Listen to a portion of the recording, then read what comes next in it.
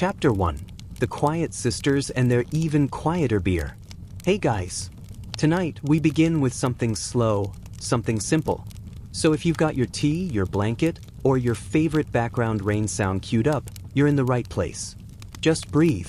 Because tonight we're talking about beer, yes, beer, but made by people you'd least expect to be expert brewers, medieval nuns. Now when you picture nuns, you probably imagine serene faces behind stone convent walls, quietly praying, maybe feeding the poor, maybe lecturing a few unruly novices about humility.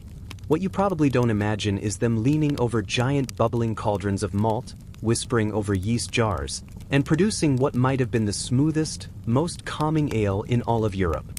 But yes, that happened. And tonight, we're going to drift slowly through their cloisters, from the herb gardens where hops grew beside holy basil, to the cellars where barrels aged in the dim quiet.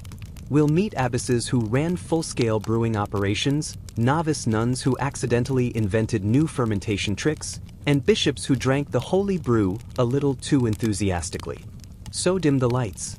Let's settle in and float back to the medieval world, where silence was sacred, beer was blessed, and the best brewers sometimes wore veils. Let's start somewhere peaceful, in a convent garden around the year 1120, somewhere in what's now southern Germany. The sun's barely risen. The bells have already rung for matins, and the sisters of St. Walburga's Abbey are moving about like quiet shadows. They're tending to the herbs, gathering marigold petals, and in the far corner of the courtyard, a few are checking on their barrels. Yes, beer barrels. See, monastic communities, both monks and nuns, brewed beer not for profit at first, but for survival. Water, back then, wasn't exactly a trustworthy drink. It carried all sorts of lovely little medieval microbes. So, fermenting it into beer, or liquid bread, as they like to call it, made it safer and more nutritious. Plus, it was a kind of edible prayer. Brewing required patience, order, and silence, virtues that aligned quite well with monastic discipline. But the nuns? They brought something uniquely their own to the process. While monks like the Benedictines and Cistercians built big, famous breweries, the nuns perfected small-batch refinement. Their beers were soft, herbal, sometimes sweet, sometimes oddly floral, and always quiet. Brewing was done with care, precision, and a remarkable lack of ego. You'd never see Sister Gertrude bragging about her hops ratio. At most, she'd just murmur something like, "The Lord provides good yeast this year," and get back to stirring her mash tun. Now, convent brewing wasn't just a hobby. It was part of a much larger system of medieval female labor that quietly kept monastic life running. The sisters worked in teams, some in the kitchen, some in the infirmary, and some, if the abbess allowed it, in the brewhouse. Brewing required muscle, timing, and a nose for detail. The yeast could be temperamental. The fires had to stay at the perfect warmth. If the mixture boiled too hard, the beer soured, too cool, and it never fermented. So imagine a group of veiled women, sleeves rolled up, working silently beside a row of copper kettles. Steam rising, the faint scent of roasted barley and honey. Someone chanting softly in Latin as she stirs. Not exactly the image painted in children's Bible books.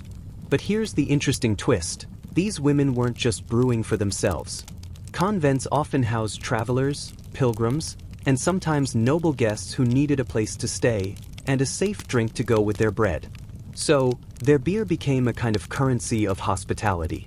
At St. Hildegard's Abbey, for example, yes, that Hildegard, the mystic, composer, and all-around medieval polymath, the nuns were known to brew a special spiced ale flavored with herbs like mugwort and lavender.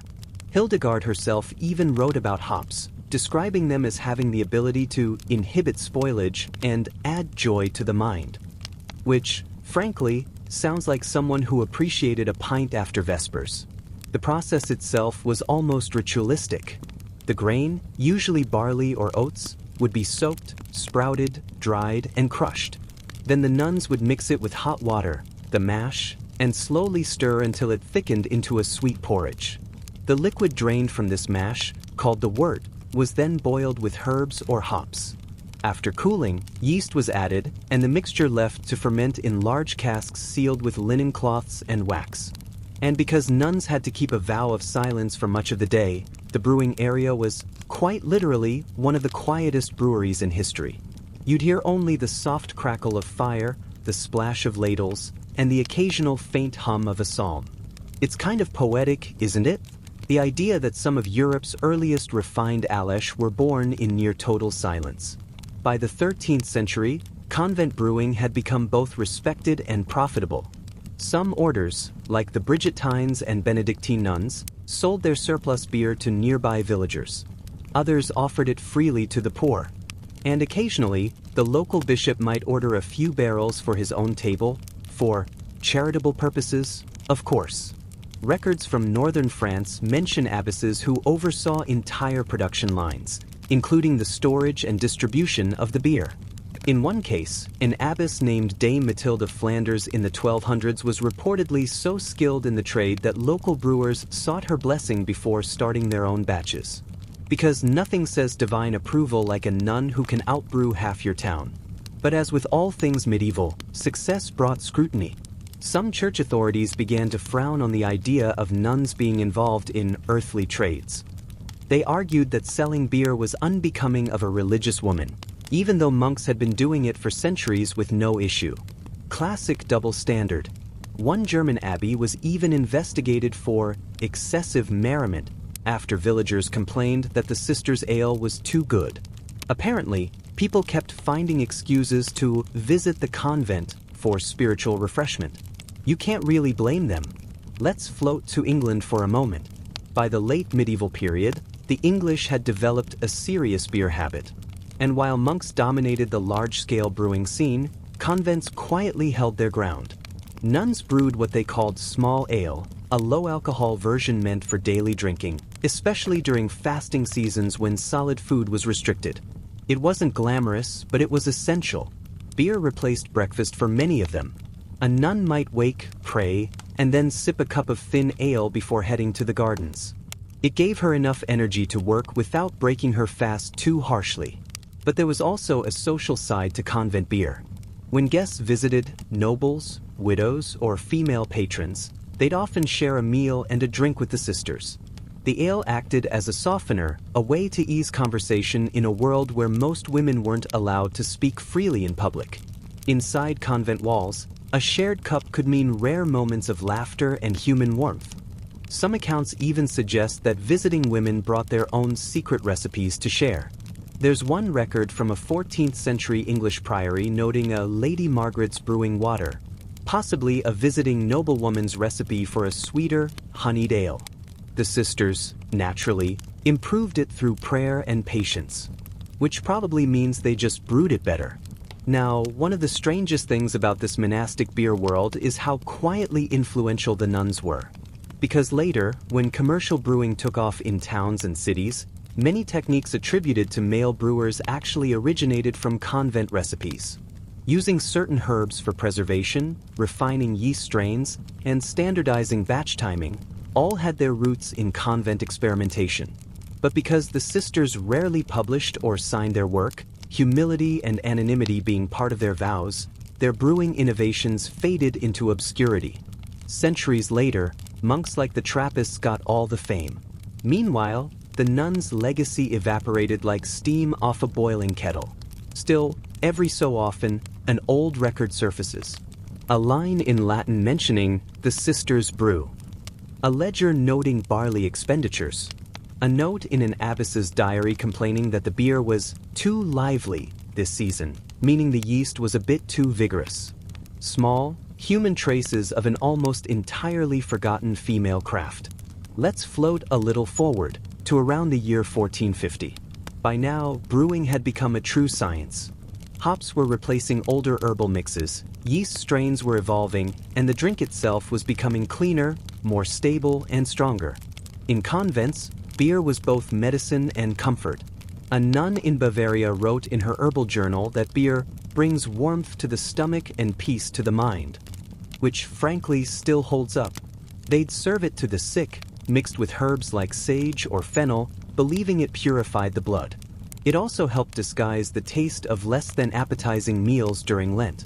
So picture this. A quiet dining hall, rows of sisters in black habits, each with a small cup of ale. Steam from the soup bowls, candlelight flickering against stone walls, and the faint sound of psalms. It's calm, repetitive, rhythmic, just like their days. Just like the brewing itself. By the time the Reformation hit in the 1500s, many convents were dissolved. Their breweries were shuttered, their equipment sold or repurposed. Some of the sisters fled. Others stayed and quietly continued to brew in secret for local families. In Protestant regions, women brewers began to emerge publicly, often widows or alewives, continuing traditions first perfected behind convent walls. And though few people realized it, the ale they sold in marketplaces was, in many ways, descended from monastic women's recipes. So the next time someone talks about medieval monks being the world's first craft brewers, well, you'll know the story's only half true. The last known convent brewery that still followed medieval methods existed in southern France until the late 18th century. The sisters there brewed a soft, herbal beer flavored with thyme, rosemary, and lemon balm. Locals called it La Bière d'Anges, the beer of angels. Light, calming, mildly sweet. The sisters said it helped them pray longer. And perhaps it did. Chapter 2. The monks who argued over beer and lost. The thing about monks and beer is, they were kind of obsessed with it. And not in a wild, tavern-brawling sort of way. No, theirs was a quieter, more dignified obsession. The kind that starts as a pious routine and slowly turns into a full-blown brewing empire. By the early 12th century, every respectable monastery in Europe had a brewery. It wasn't a hobby anymore. It was practically a moral duty. You see, monks believed that good beer nourished the body and the soul. It was food during fasting, medicine during sickness, and comfort during the never-ending cycle of prayer, silence, and more prayer. But the trouble began when success brewed rivalry. Because once the nuns started perfecting their delicate, herbal Alesh, well, the monks noticed. And being men of deep humility and even deeper competitiveness, they did not take kindly to being outbrewed by women who technically weren't even supposed to be engaged in worldly crafts. So, naturally, they started arguing. Imagine it. The year is about 1190. Somewhere near the Rhine, two abbeys sit a few miles apart, one for monks, one for nuns. Both belong to the Benedictine order. Both claim to have the finest ale in Christendom. A few bishops visit, sample the goods, and, as bishops often did, stir up trouble. One declares the nuns brew a finer and holier drink. The monks, horrified, immediately accuse the sisters of using unorthodox herbs, perhaps even witchcraft. There were meetings, letters, complaints sent to the archbishop. One document actually survives, in which a very irritated abbot named Heinrich writes that the women's beer is too fragrant and too easily invites temptation, which is a very medieval way of saying it smelled nice and he was jealous. Of course, the bishop ruled diplomatically. Both beers were good, both pleasing to God, and both to be continued. But the damage was done. From then on, monks doubled down on beer science. Because if they couldn't win spiritually, they'd win with better yeast. Let's pause for a moment here, because medieval monastic beer was, by modern standards, extremely unique. First, it wasn't cold, or bubbly, or particularly clear.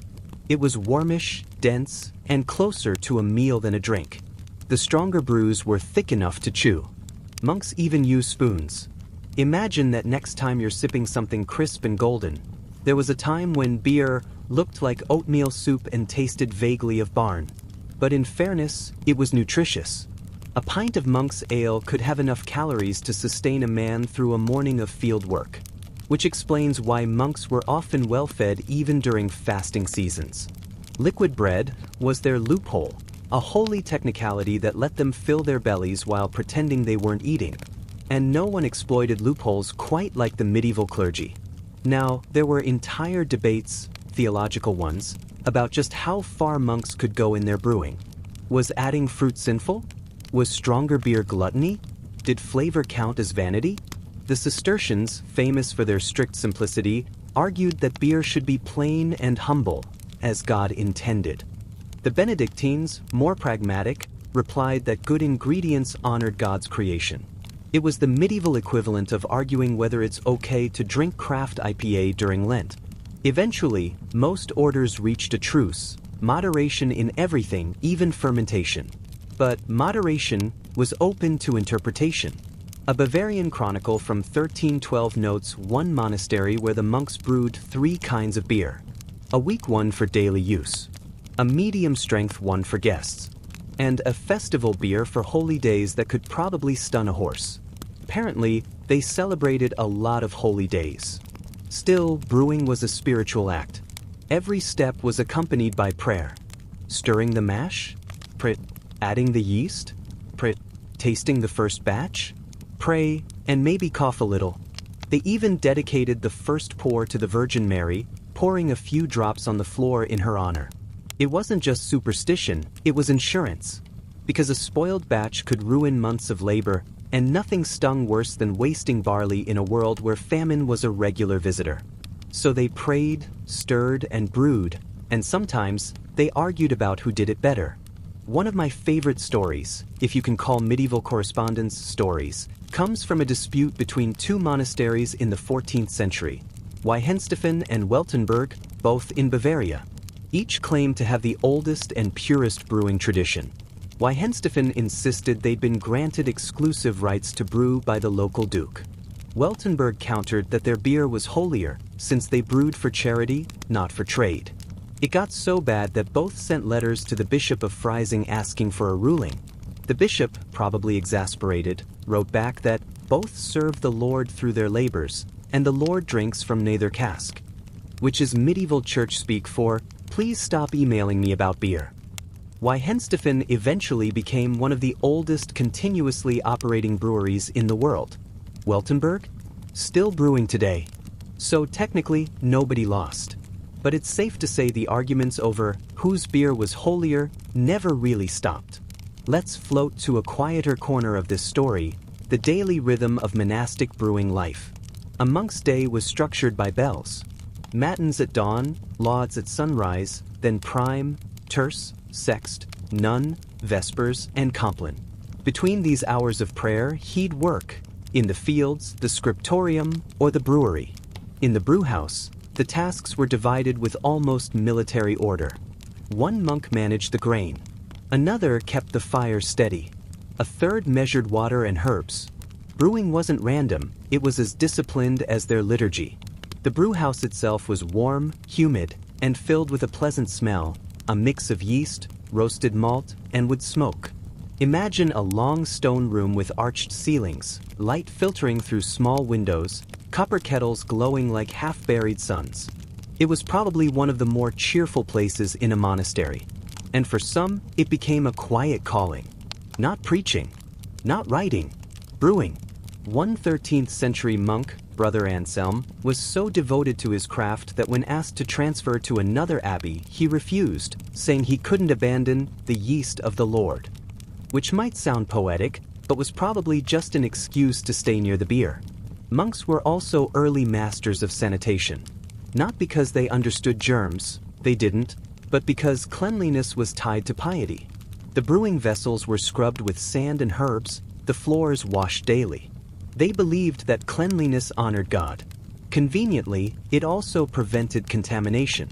And since monasteries kept written records of everything, they unintentionally became Europe's first research labs. Temperature notes, timing records, yeast behavior, all meticulously logged in Latin manuscripts that looked more like prayer books than brewing manuals. When you read one of those old brewing notes, you can almost hear the rhythm. On the 3rd day, it bubbles with vigor. On the 5th, the Lord grants calmness. It's oddly soothing, a combination of science, faith, and quiet repetition. But for all their discipline, monks weren't immune to excess. There are accounts, not many but enough, of festive errors. Times when too much of the strong ale was tested before being distributed. One abbey in Flanders was reprimanded after several brothers were found asleep in the cloister after a vigorous sampling session. The abbot called it a lapse in vigilance. Everyone else probably called it Tuesday. And of course, when a visiting bishop arrived, the monks would produce their best brew, sometimes several pitchers deep, in the name of hospitality. You can imagine how those meetings went. A few theological discussions, some hearty praise, maybe a slightly wobbly rendition of Gregorian chant before bed. Ironically, all this brewing and drinking wasn't considered scandalous. It was expected. Beer was nourishment. It wasn't about pleasure, at least not officially. That said, a few monastic doctors did note that too much of the Lord's beer makes the prayers longer and the voices louder, which is a polite medieval way of saying monks could get tipsy too. Still, their brewing shaped European beer forever. They standardized recipes, improved fermentation, and eventually inspired the entire modern craft. But it's funny, the monks always got the glory. The nuns, who'd been quietly perfecting the same techniques for centuries, faded into footnotes. History, as usual, gave the credit to the louder half. And yet, in those quiet convent cellars, the same rhythm continued, silent, steady, faithful. The nuns brewed in peace. The monks argued in pride. And somewhere between them, the medieval world learned to love beer. Chapter 3: The Rotten Wine of Royal Courts. Wine in medieval Europe was supposed to be the drink of kings, the elegant sibling to the monks' humble beer. But in practice, it was often sour, murky, and stored in barrels that had seen things. Tonight, we're floating into the royal cellars. And fair warning, they are not as glamorous as they sound. Picture damp stone rooms, a faint smell of vinegar, and barrels that creak like they're plotting something. Because medieval wine, for all its reputation, was mostly a gamble between pleasantly drinkable and questionable sludge. Yet kings adored it, queens toasted with it, bishops blessed it, and nobles ruined fortunes over it.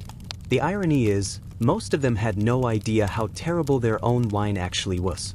Let's start in France, the land most associated with fine vintages today. Back in the 12th century, the royal court of King Louis VII prided itself on wine from Bordeaux, Poitou, and Burgundy. These were prestigious names even then, though prestigious meant something a little different. The best wines were not stored in glass bottles. Glass was far too expensive. Instead, they sloshed around in wooden barrels for months or even years, gently marinating in whatever microbes lived there.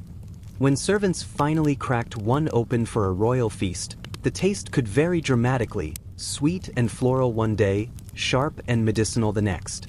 But no one dared complain. If the king declared it excellent, then excellent it was, even if it smelled like damp hay.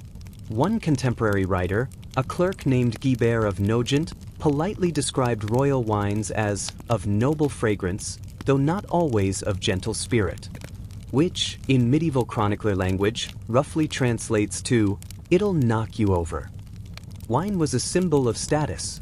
Beer was for peasants, cider for villagers, but wine, even bad wine, was for the chosen few.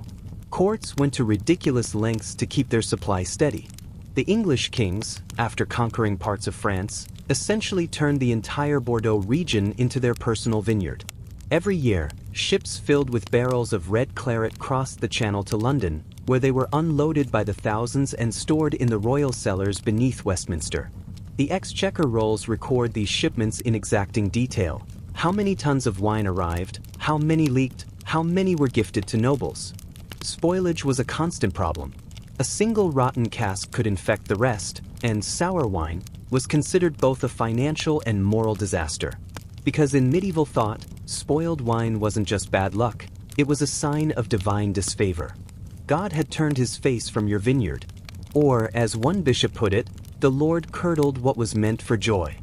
So yes, imagine a king pacing in his cellar, sniffing barrels, worried that heaven disapproved of his fermentation. But of course, kings being kings, they had solutions. Expensive ones. When French or English wines went bad, royal cellars imported more exotic options, from Spain, Portugal, even Cyprus. Sweet, spiced, sometimes syrupy concoctions that could survive the long journey without turning completely rancid. One favorite was Mamsie, a thick, sweet wine from the Mediterranean. Nobles adored it. It was so heavy and sugary that it could probably outlast a small siege. In fact, there's a famous legend that George, Duke of Clarence, brother of England's Edward IV, was executed by being drowned in a vat of Malmsey wine, which says a lot about both medieval priorities and their sense of humor. Was it true? Probably not. But the story stuck because everyone could picture it. A noble drunkard meeting his end in a barrel of his favorite drink. Poetic in a sticky kind of way. Meanwhile, in royal households, the actual people managing the wine were not kings or knights, but cellarmen and cupbearers, specialists who had to test every barrel before serving it. Testing, by the way, meant tasting. So yes, someone's actual job was to sip through dozens of barrels daily to check for spoilage. There are worse careers, but not many more dangerous ones. Because if the wine was poisoned, and poisoning was not exactly rare, the cupbearer was the first to find out. Often permanently. The paranoia around poisoned wine got so intense that kings began appointing trusted tasters from the nobility. A great honor if you ignored the part where you might die at dinner. Let's drift to another court, that of Charles VI of France, known by the charming nickname Charles the Mad. In his reign, wine took on an even stranger role. Charles was prone to delusions, sometimes believing he was made of glass, sometimes forgetting his own name. His doctors prescribed gentle wines to calm his mind. They meant well, but their version of gentle was still 14% alcohol. He reportedly sipped warm spiced wine daily, sometimes mixed with honey and herbs. It didn't cure his madness, but it did keep him sedated enough for council meetings. Meanwhile, the royal cellar bills skyrocketed, because naturally, every advisor needed a drink too.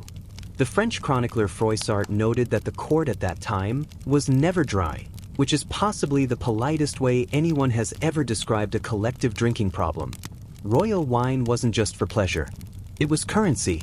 Kings gifted casks to foreign ambassadors, bishops, and visiting nobles. A single ton of fine wine, about 250 gallons, could be worth as much as a small estate.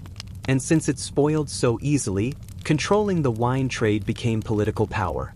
Whoever managed the vineyards and shipping routes essentially controlled the royal bloodstream. That's why English kings fought so fiercely for Bordeaux. Not just for land, but for the wine itself. When the French finally retook the region in 1453, ending the 100 Years' War, England's court supposedly went into mourning, not for lost soldiers, but for lost wine. Chroniclers claimed the cellars of London grew thin and sorrowful, which, frankly, is the most English way possible to describe heartbreak. But even the best wine of the age was unstable. Preservation techniques were primitive.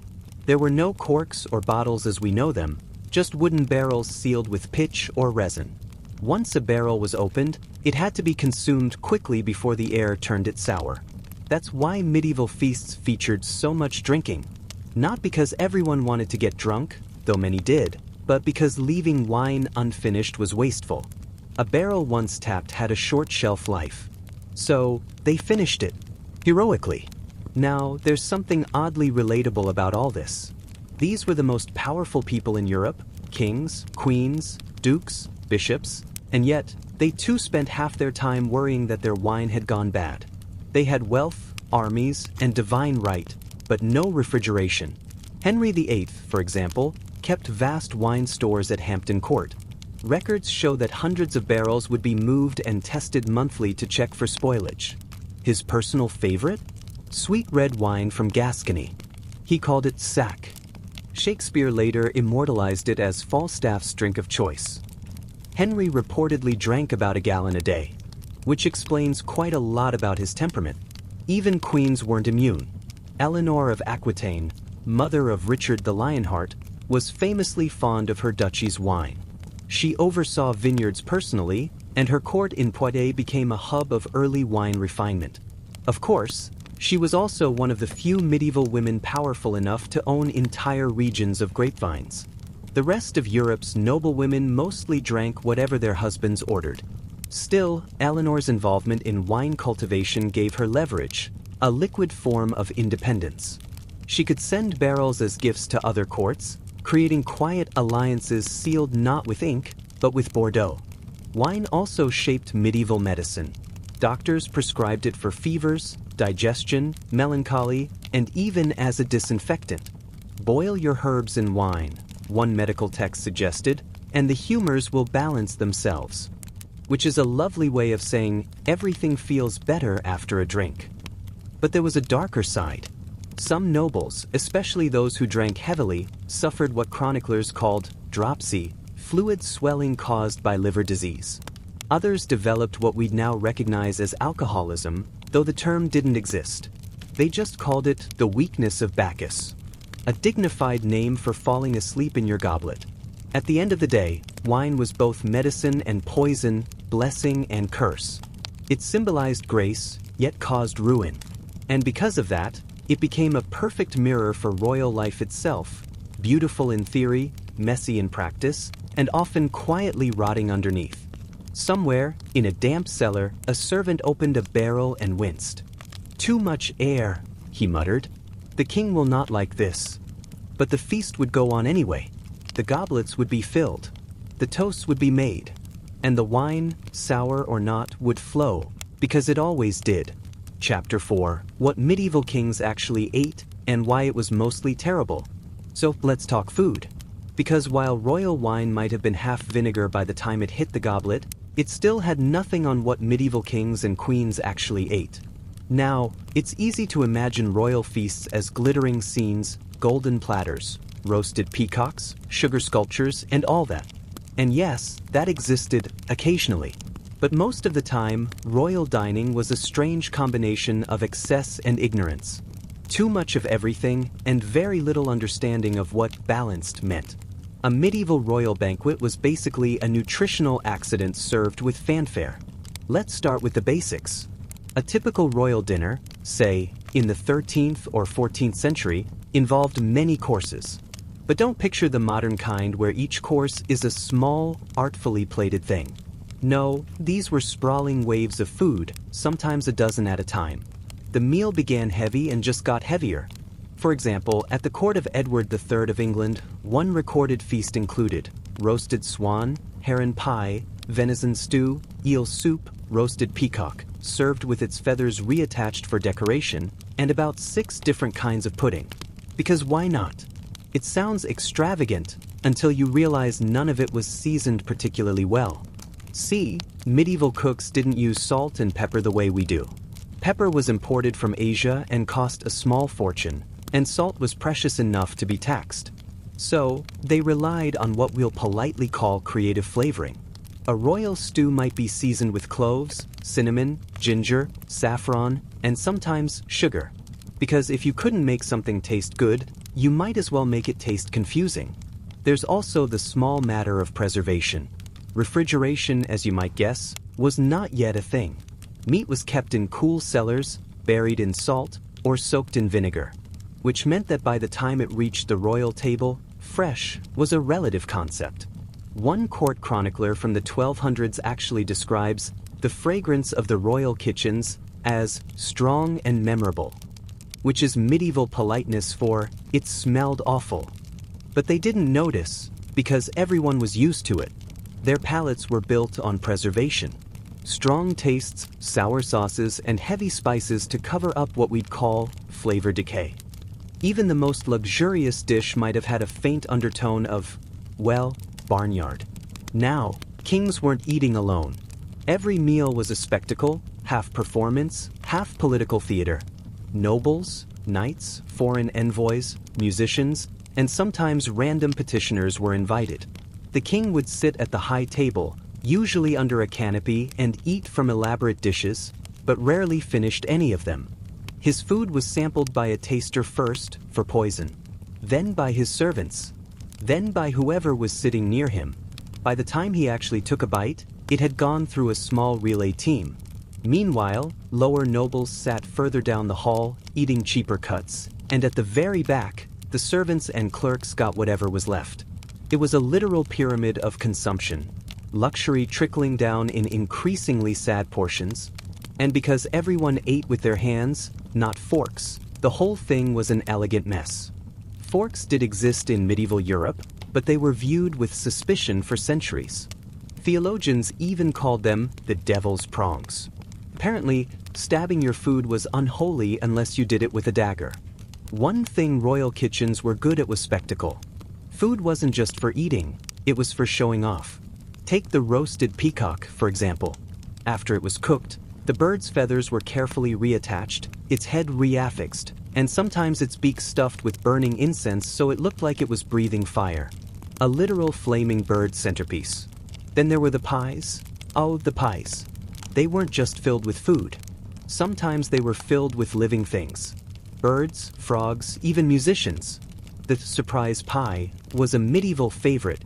You'd cut it open at the banquet and out would fly a flock of small birds. Everyone would applaud, the birds would panic, and a good time was had by all. Somewhere in the chaos, someone probably thought, this feels unsanitary. And they'd be right. Despite all this, the food wasn't actually nutritious. Royal diets were heavy on meat, bread, and wine, and tragically light on vegetables. Greens were considered peasant food. Fruit was eaten sparingly and mostly cooked. The idea of fresh produce was practically a medical scandal. Doctors at the time warned that raw fruit could rot the humors or unsettle the stomach. So, to stay healthy, kings avoided fiber like it was a crime. The result? Chronic constipation across the royal class. Seriously, medieval medical records are filled with herbal prescriptions for blockage, melancholy of the belly, and sluggish bowels. It's poetic justice, really. You can conquer half of France, but you can't conquer your own digestion. Let's take a quiet stroll into one of the great royal kitchens, the one at Westminster Palace around 1350. It's huge, probably one of the biggest in Europe. There's a central hearth burning all day and night, roasting whole animals. Cauldrons big enough to drown a knight in bubble along the walls. Servants scurry back and forth carrying trays of meat, bread, and dripping fat. The floor is slick. The air is smoky. The smell, a heavy mix of roast, spice, and sweat. A royal cook had to be part chef, part engineer, and part firefighter. The ovens were unreliable, the tools primitive, and the pressure constant. One wrong move, one undercooked dish, and you might find yourself reassigned to kitchen sweeping, or worse, latrine duty. So yes, medieval royal kitchens were impressive, but also a bit of a medieval nightmare. Even with all that chaos, royal menus were meticulously planned. Every feast had to represent rank. The king's dishes might feature swan or sturgeon, while the lower nobility got mutton or goose. Servants might get barley stew. In France, the royal household employed entire teams of food clerks, the maîtres de bouche, whose job was to calculate not just how much food to serve, but what each dish symbolized. For example, serving a white sauce might represent purity, while red sauces symbolized strength and courage. Dinner was basically edible propaganda. Now, let's talk desserts, because they deserve their own category of confusion. Sugar, in the early Middle Ages, was almost non-existent in Europe. Honey was the go-to sweetener. But by the 14th century, imported sugar began arriving from the Mediterranean, and it quickly became the ultimate luxury. So, of course, nobles started using it for everything. They made sugar castles, edible sculptures that could reach several feet tall. Entire armies of candy knights charging across almond paste battlefields. Because nothing says piety and humility like a marzipan fortress. The irony? Most of it wasn't eaten. Sugar art was meant to be admired and then quietly rot. Which, come to think of it, is a fitting metaphor for medieval royalty. As for the flavor combinations, well, let's just say medieval chefs were experimental. They mixed meat with fruit constantly, chicken with cherries, fish with raisins, pork with apples. That one actually survived the centuries. And everything, absolutely everything, could be improved by tossing in some cinnamon or ginger. Because spices were expensive. And in the royal mind, expensive equals good. So, the more exotic the flavor, the better it proved your status. Even if it made your dinner taste like medieval fruitcake stew. The result of all this opulence was a steady diet of indigestion. Kings often suffered from gout, the rich man's disease, caused by eating too much meat and not nearly enough moderation. Henry VIII, of course, is the poster child. By his later years, he was swollen, constantly in pain, and could barely move. His doctors, terrified of his temper, just kept prescribing more comforting foods, roasted meats, heavy sauces, and fortified wine. Because nothing says medical competence like doubling down on the problem. It's also worth noting, kings rarely ate alone. Even private meals were public affairs. Every bite, every gesture, every crumb was symbolic. Sharing food meant showing favor. Refusing a dish could be a political insult. If you sat near the king and he offered you part of his meal, it wasn't just generosity, it was a test of loyalty. And possibly your digestive tolerance. At the end of the day, royal feasting was more about image than appetite. The food said, I am rich. I am powerful. I can afford to waste half a roasted deer while peasants outside the gate share one loaf of bread. That contrast was deliberate. It kept the hierarchy visible, even edible. But behind all that grandeur, most royal meals ended the same way, with stomach cramps, bad wine, and someone quietly asking for more ginger water. Because nothing humbles even a king quite like medieval digestion. Chapter 5. The monks who invented ice cream, sort of. So, let's take a slow, chilly wander through one of history's most confusing culinary myths, the idea that medieval monks, tucked away in drafty stone monasteries, somehow invented ice cream. It's one of those stories that floats around the internet like half-frozen folklore. Monks made ice cream in the 13th century, people say, often with a picture of some jolly friar holding a cone. But like most medieval tales, it's partly true, partly ridiculous, and entirely charming. Because while no one in a monastery was cranking out cookie dough sundaes, they were definitely doing something icy, something surprisingly close to sorbet, centuries before refrigeration was even a dream. Let's start with the setting. Picture a monastery somewhere in the Alps or northern Italy around the 1200s. Snow-capped peaks in the distance, long stone corridors that never quite warm up, and the faint smell of wax, bread, and sheep. Monks were the scientists of the medieval world, partly because they had the time, and partly because no one else did. When they weren't copying manuscripts or arguing over the finer points of theology, they experimented with all sorts of things. Herbs, medicine, brewing, and yes, even cooling food. And cooling food in an age before electricity was hard work.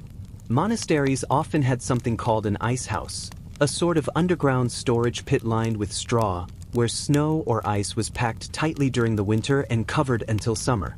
It wasn't perfect refrigeration, but it worked well enough to keep perishables a little longer. Now, here's where it gets interesting.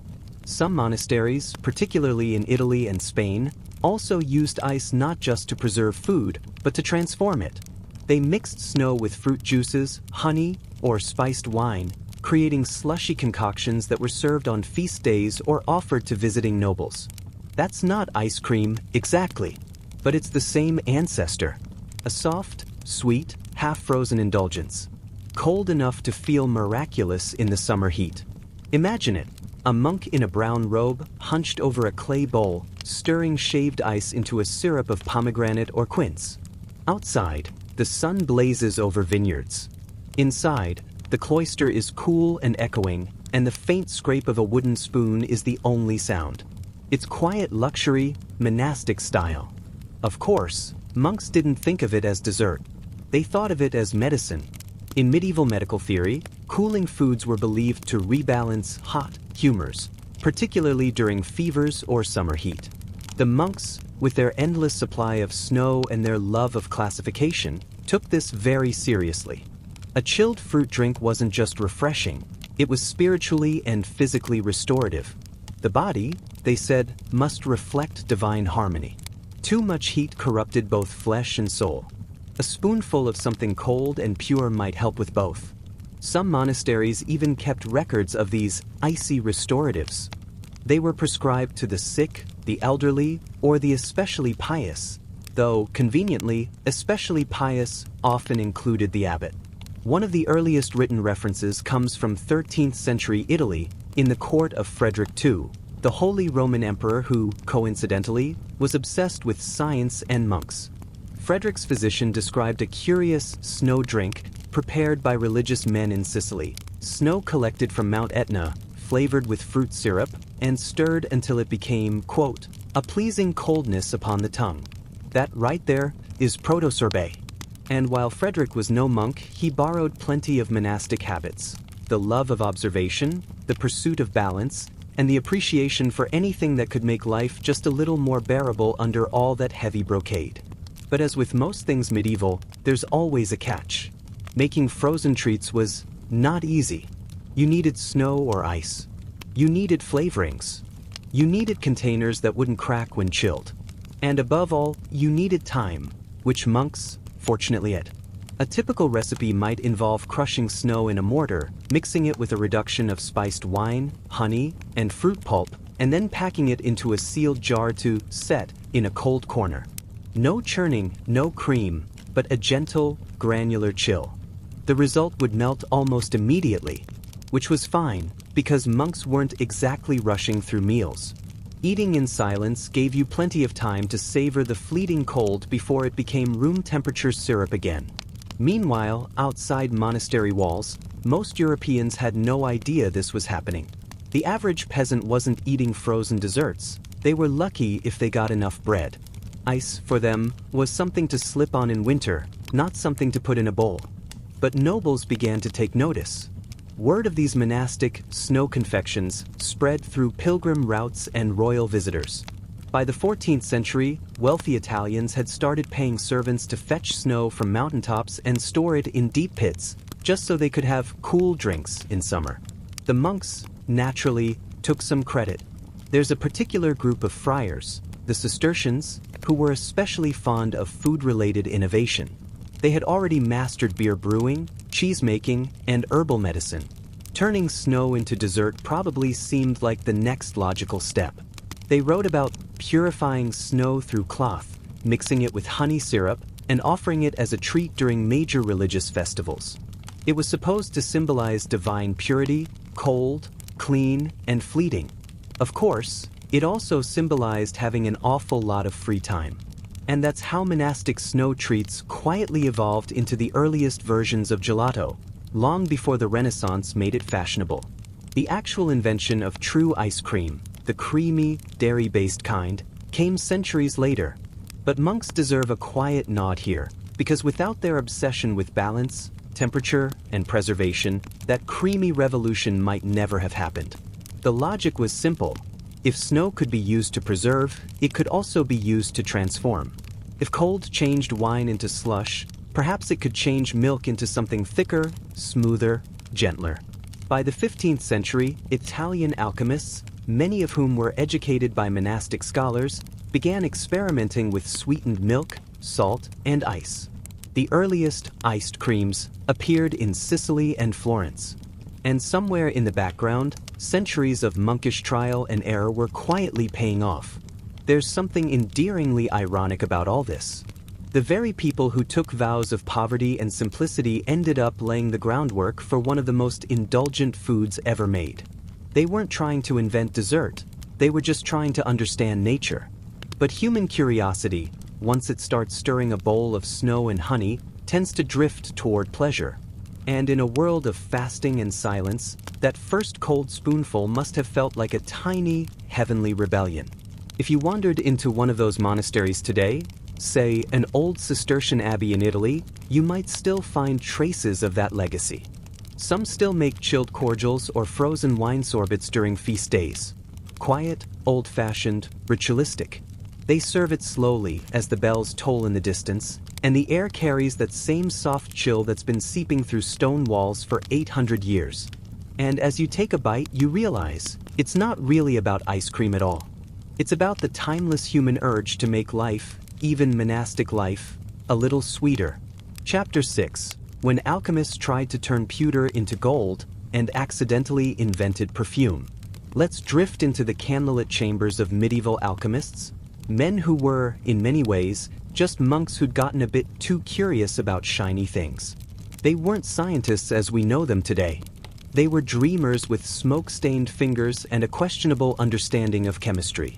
And yet, their endless experiments, their stirring, boiling, and sniffing of strange substances ended up changing more than they ever imagined.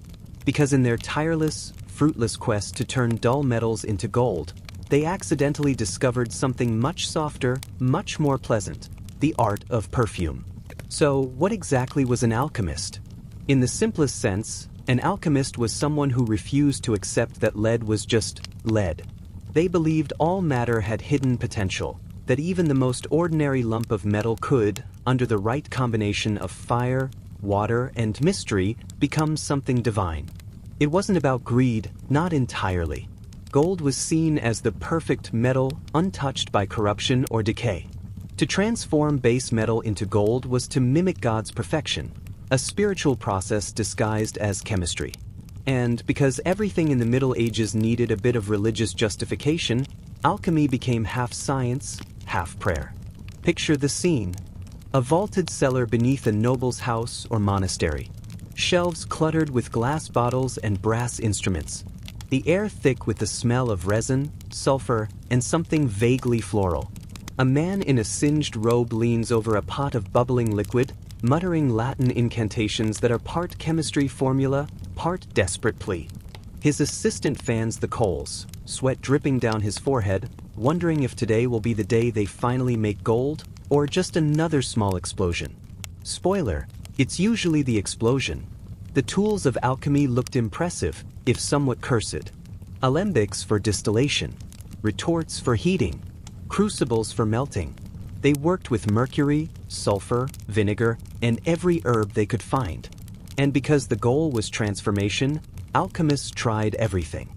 They mixed metals with animal fat. They boiled herbs with wine. They distilled everything that could possibly be distilled: flowers, bark, urine, even rotten fruit. They were less like scientists and more like very determined toddlers with access to fire. Here's the twist, though. In their attempts to purify matter, they stumbled into something genuinely useful. Distillation, the process of boiling a substance and capturing its vapor, was the alchemists' favorite trick. They believed it was the key to separating the pure essence of a thing from its corrupt body. And that's exactly what perfume is, the essence of flowers, trapped in liquid form. When early alchemists distilled roses, lavender, or herbs, they weren't trying to smell nice.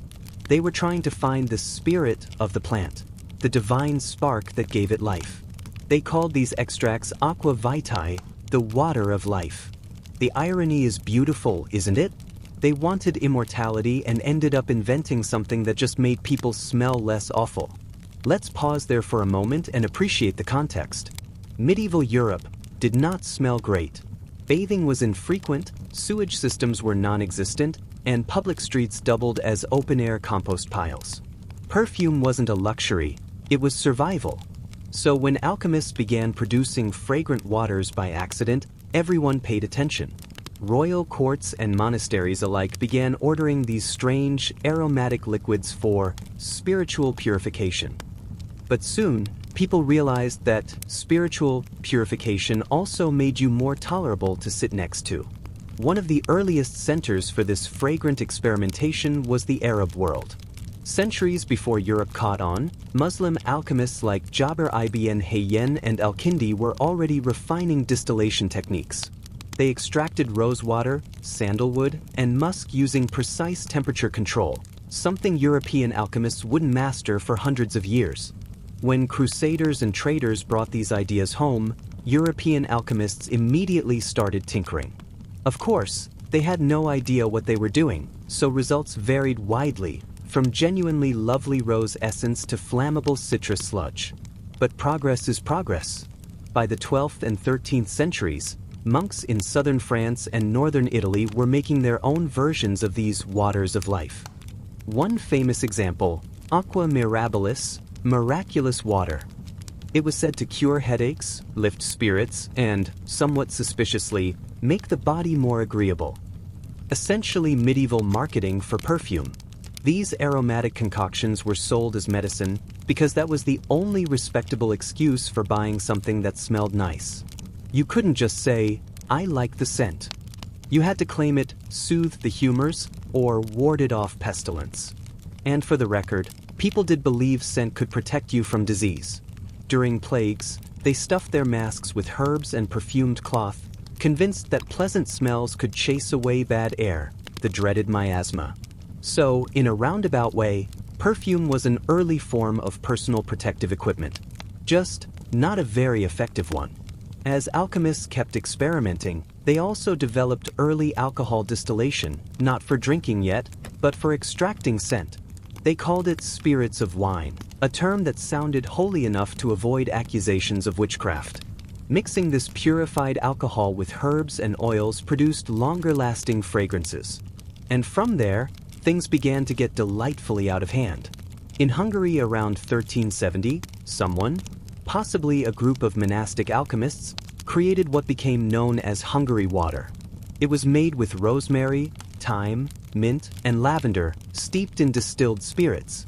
It became so popular that Queen Elizabeth of Hungary reportedly used it every day into her 70s. Whether or not it kept her young, as rumored, is debatable, but it definitely made her one of Europe's first celebrity endorsers of perfume. So yes, a blend of alchemy, herbal medicine, and mild vanity led to the world's first bottled fragrance craze. Meanwhile, real gold remained elusive. Alchemists kept melting and mixing, distilling and dreaming. They swore they were getting close, that a little more mercury, a little more heat, one more prayer, and lead would finally turn to gold. But what they actually made was something more subtle: chemistry itself. The pursuit of impossible perfection forced them to observe, measure, and record, to understand how matter changed, even when the change wasn't what they expected. And somewhere in the margins of those notebooks, the world's first recipe for perfume quietly bloomed. The funniest part? Many of these same alchemists despised worldly pleasures. They lived like monks, swearing off indulgence, all while filling their rooms with the smell of roses, amber, and myrrh. They called it purification of the soul. But really, it was the world's earliest case of self-care. In the centuries that followed, alchemy evolved into chemistry, monasteries faded into legend, and perfumery became a royal obsession. By the time of the Renaissance, every noblewoman in Italy had her own custom scent, and perfume houses were springing up in Venice and Florence, many founded by the apprentices or descendants of alchemists. The dream of turning pewter into gold never quite worked. But turning flowers into liquid beauty? That they managed flawlessly. And honestly, that's the kind of transmutation that actually lasts.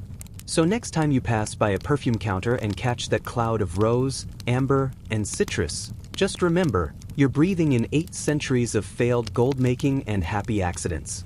Somewhere, a medieval alchemist is probably very confused but also quietly proud. Chapter 7. The Kings Who Hired Alchemists and Believed They Could Live Forever. Let's drift very slowly now into the courts of Europe, places that smelled faintly of incense, candle smoke, and desperation. Because while alchemists spent their nights hunched over furnaces, muttering about purity and perfection, there were plenty of very rich men sitting on thrones who thought, yes, that sounds like a good investment. Kings, after all, were the perfect patrons for alchemy. They had gold to burn, egos the size of cathedrals, and an unshakable belief that they were chosen by God. So if someone came along and said, I can make more gold, or even keep you alive forever, the royal purse usually opened faster than you could say, philosopher's stone. It was, in essence, medieval venture capitalism. Except instead of funding tech startups, they were funding people who thought mercury and dragon's blood could grant immortality. Let's start with a familiar example. King Charles VI of France, known, quite unfairly but somewhat accurately, as Charles the Mad. Charles loved alchemists. He surrounded himself with them, funded laboratories, and genuinely believed they might help him restore divine order through gold. Which is a very poetic way of saying he wanted money without taxes. Unfortunately, Charles also suffered from severe bouts of insanity, during which he forgot who he was, tried to kill his knights, and sometimes believed he was made of glass. So picture this: an unstable king wrapped in blankets, whispering to a trembling alchemist, "Make me gold," or something unbreakable. It's tragic, it's absurd, it's also very, very medieval. Then there was Rudolph II of the Holy Roman Empire, the ultimate collector of weird people. Rudolph ruled from Prague in the late 1500s, but his real passion wasn't governance. It was, well, everything else. Astronomy, astrology, alchemy, amida. If it sparkled, smoked, or moved on its own, he wanted it. His castle became a museum of curiosities and chemical experiments.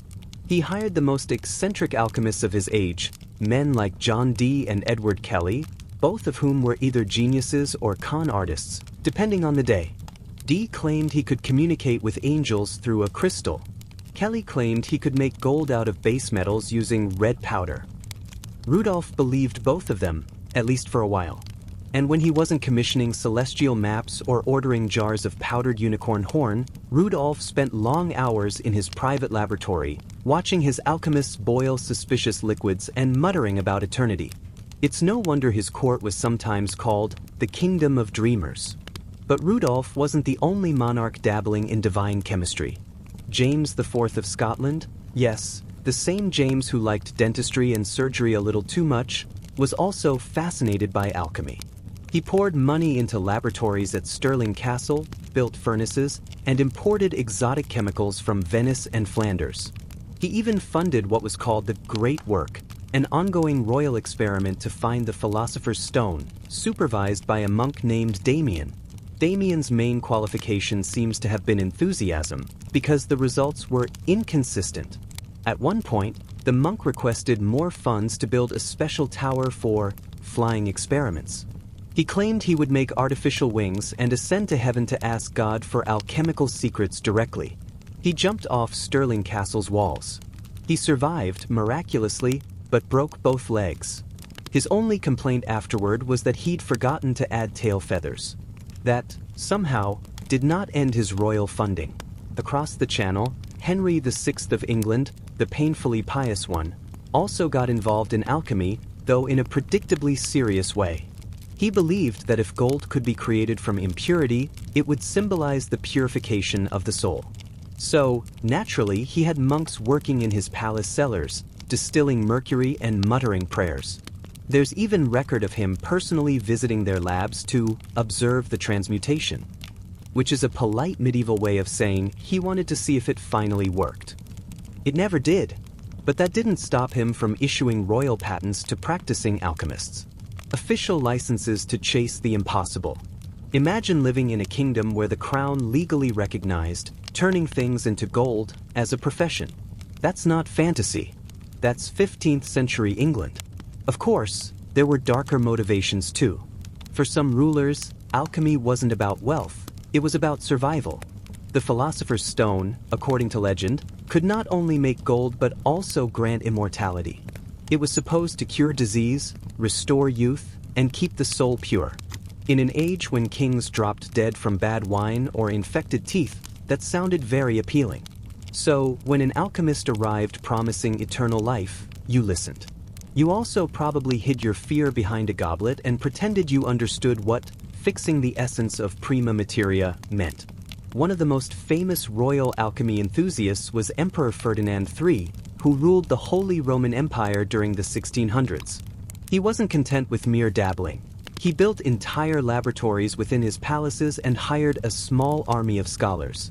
He believed that if God hid divine secrets in matter, it was a Christian duty to uncover them. He also believed, rather confidently, that he might live to see the great work completed. Spoiler, he didn't. But the legacy of those experiments lived on, because the monks, scholars, and philosophers he employed started writing everything down. They recorded temperatures, weights, reactions. They began, quite accidentally, to build the foundation of modern chemistry. All thanks to royal delusion and a lot of wasted mercury. Of course, there were also frauds. Lots of them. The medieval and early modern courts were crawling with fake alchemists.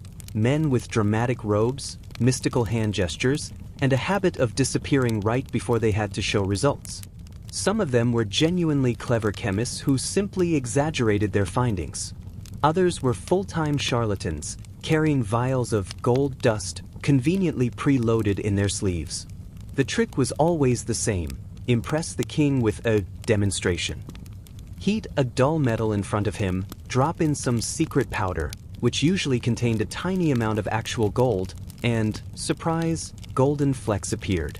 The king gasped, declared it a miracle, and opened the treasury. By the time the powder ran out, the alchemist was long gone, probably relaxing in Venice under a new name. It's the medieval equivalent of a crypto scam. Still, not every royal alchemy project ended in failure. Some of the laboratories funded by monarchs made real discoveries, not gold, but glasswork, pigments, acids, and early forms of distillation. Philip II of Spain, for instance, was obsessed with alchemy as a tool for medicine. He turned his palace, El Escorial, into a hybrid monastery laboratory. Monks worked with glassmakers and physicians to refine chemicals for healing, or at least what they thought was healing.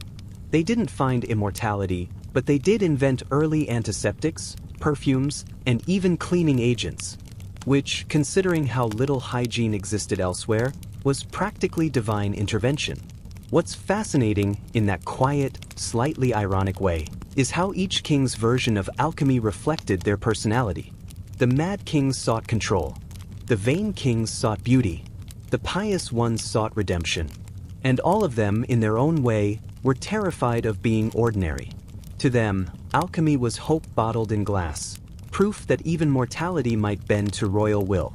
And if it didn't, well, at least their palaces smelled nice afterward. There's one more story worth mentioning. King Augustus the Strong of Poland, in the early 1700s. He was obsessed with gold, obsessed with alchemy, and just generally obsessed with showing off. He wanted golden palaces, golden carriages, golden everything. He hired an alchemist named Johann Böttger, who claimed he could make gold. Spoiler, he couldn't.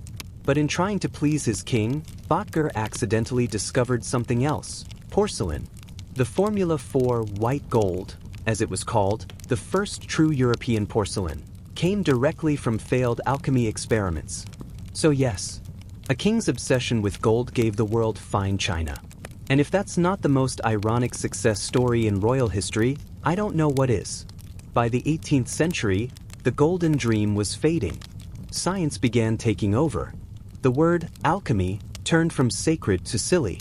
But for a few centuries, kings truly believed they might outsmart death, that maybe, just maybe, with enough money, patience, and mercury fumes, they could trick the universe into letting them stay forever. They didn't. But the laboratories they built, the strange powders they mixed, and the notebooks they left behind gave birth to chemistry, medicine, and an entire new understanding of the natural world. Which is a rather poetic ending. In trying to make themselves eternal, they accidentally made knowledge eternal instead. Chapter 8: The Secret Lives of Medieval Servants and the Art of Quiet Survival. Let's leave behind the kings, their glittering halls, and their exploding alchemical furnaces, and slip, quietly now, through a side door that no noble ever used, down a narrow staircase, into the kitchens, the cellars, and the shadowy corridors where the real pulse of a medieval household lived and breathed. Because if history were honest, most of the Middle Ages didn't happen in castles or on battlefields. It happened down here, in the places that smelled like bread, smoke, and wet wool. This was the realm of the servants. And make no mistake, they ran everything. Every great estate, from manor to monastery, was essentially a small city with its own hierarchy of labor. At the top were the nobles and lords, loud, perfumed, and perpetually complaining about the drafts. Below them, in carefully descending order, came everyone who actually did the work. There were the stewards and bailiffs, the administrative brains. Then the cooks, butlers, laundresses, pages, grooms, gardeners, maids, scullions, messengers, and sometimes a jester thrown in for morale. Each of them had a specific function, a specific corner of the castle or manor that was theirs, and most of them knew more about their master's life than the master did himself. Let's start with the steward, the unsung CEO of the medieval household. If the lord was the face of the operation, the steward was the accountant, HR manager, logistics director, and fire extinguisher all at once. He managed finances, ordered supplies, hired staff, resolved disputes, and made sure the estate didn't accidentally go bankrupt because someone decided to buy another falcon. He also had to keep detailed records of harvests, rents, debts, and, most importantly, gossip. Because in a world without phones, written letters were power. And the steward often knew exactly who was in love, who was in debt, and who was about to flee to another lord's service. Below him, you'd find the butler, a word that originally meant bottle keeper. He was in charge of the wine cellar, and in a time when water could kill you faster than a battle wound, that was an important job. The butler supervised storage, measured rations, and guarded the keys to the good stuff. Some became so trusted that they acted as informal advisors to their masters. Others were, frankly, professional drunks. There's a lovely record from a 14th century English household inventory listing 3 empty casks, 2 broken jugs, and 1 missing butler. Draw your own conclusions. Then there were the cooks, whose lives were a mix of creativity, chaos, and smoke inhalation. The kitchen was one of the most dangerous places in a medieval building: open flames, boiling cauldrons, slippery floors, and about 12 people all shouting at once. They worked from before dawn until after dark, roasting meat on spits, grinding herbs, kneading dough, and occasionally chasing rats off the table. Their tools were enormous knives, iron pots, and pure stubbornness. They also held power. Whoever controlled the kitchen controlled the flow of food, and in medieval politics, that was no small thing. If a lord's dinner went wrong, the cook got blamed. If it went perfectly, the lord took credit. The cook's revenge was subtle, slightly underseasoned soup. The maids and laundresses, meanwhile, lived in a blur of endless fabric. Washing was brutal work. Remember, there were no washing machines, just cold water, wood ash, and elbow grease. They scrubbed linen in streams, wrung it out by hand, then laid it over bushes or wooden racks to dry. In winter, that meant frozen fingers and cracked skin. Laundry days were also gossip days. Servants from nearby households would gather at the same water source, exchanging news, rumors, and the occasional scandal. If you ever want to know what was really happening in a medieval village, ask the laundress. She probably knew before the priest did. The pages and grooms had slightly better prospects, usually young men of lower noble birth, serving as apprentices in the household. A page might carry messages, polish armor, or learn how to pour wine correctly. A groom looked after horses, cleaning stables, feeding them, and ensuring the noble's favorite mare didn't mysteriously vanish in the night. For some, this was a path to advancement. A page who impressed his lord might later become a knight. A clever groom might rise to become the master of stables. But for most, it was endless chores and the faint hope that one day, someone important might remember their name. There were also nursemaids, wet nurses, and governesses who had the delicate job of raising the children of the house, often more intimately than the parents ever did. They soothed, fed, and taught them. They were the ones who heard their fears at night and their secrets as they grew older. Sometimes, when noble families traveled or faced danger, the servants who raised their children were the ones who stayed behind, quietly, faithfully, keeping the memory of the family alive. It's one of those small truths history rarely records. The people who made affection possible were rarely the ones remembered for it. And then there were the scullions, the absolute bottom of the ladder. Their job? Scrape the pots, sweep the floors, and haul waste to the dung heap. They slept near the hearth or in corners of the kitchen, often on straw, and ate whatever scraps were left after everyone else. To be a scullion was to exist in the background, almost invisible. But even they were part of the great machinery that kept the household turning. And when they got older, if they survived long enough, some worked their way up to become cooks or servants in their own right. Medieval social mobility wasn't common, but in the servant world, it wasn't impossible either. Now, you might think servants were powerless. And in a formal sense, yes, they could be dismissed, beaten, or ignored at their master's whim. But they had their own kind of quiet power. They controlled information. They overheard everything. They saw who visited whom, who sneaked into whose chamber, and which priest was drinking more than preaching. A clever servant could make or break reputations simply by choosing when to speak or not. There's a famous saying from Tudor England, "Keep your servants close, for they keep your secrets closer." And that wasn't just poetry. It was survival advice. Servant life also had its own rituals, small joys, and inside jokes. Feast days were rare moments of equality. When masters dined upstairs, the servants feasted downstairs. They sang, drank cheap ale, and told stories, ghost tales, saint legends, and sometimes scandalous imitations of their employers. They also held little economies of their own, trading candles, cloth scraps, and favors. If your shoes broke, the stable boy might fix them. If you needed extra soap, you might borrow it from the laundry. It was a miniature world within a world, one that functioned quietly, efficiently, and almost invisibly. And yet it was fragile. A bad harvest, a war, or a lord's death could scatter an entire household overnight. Servants had to be adaptable, ready to leave, travel, and start over elsewhere. Many carried small tokens from one master to another, letters of recommendation, little badges, or even embroidery patterns that marked their previous service. It was a life of constant adjustment, always polite, always invisible, always surviving. But perhaps the strangest paradox of medieval servitude was this. While nobles ruled by blood, servants ruled by competence. A noble could inherit power. A servant had to earn it, one polished floor, one well-cooked meal, one perfect bow at a time. In the great, slow machinery of medieval life, it was the servants who kept the wheels turning, quietly, efficiently, unseen. And when you think about it, that's true of most of history. The loudest people leave their names in books. The quiet ones make sure the world doesn't fall apart. Chapter 9. The Guilds, How Medieval Workers Invented the Union and Then Made It Fancy.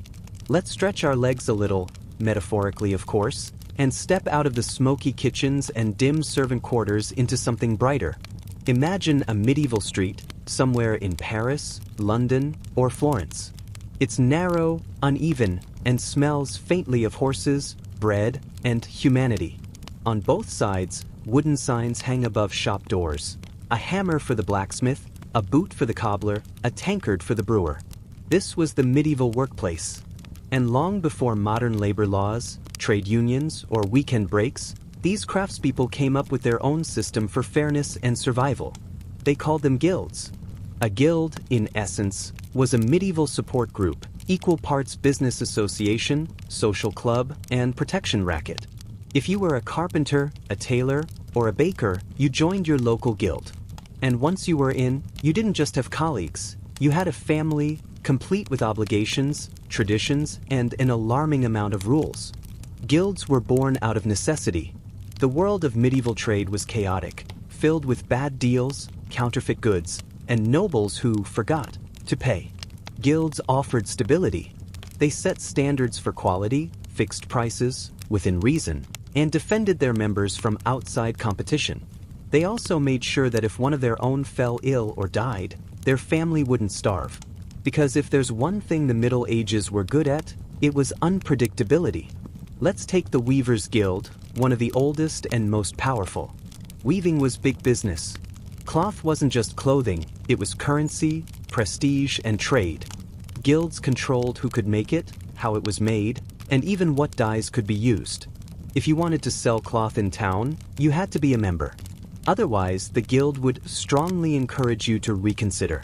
And by strongly encourage, we mean they'd fine you, report you, or quietly misplace your goods.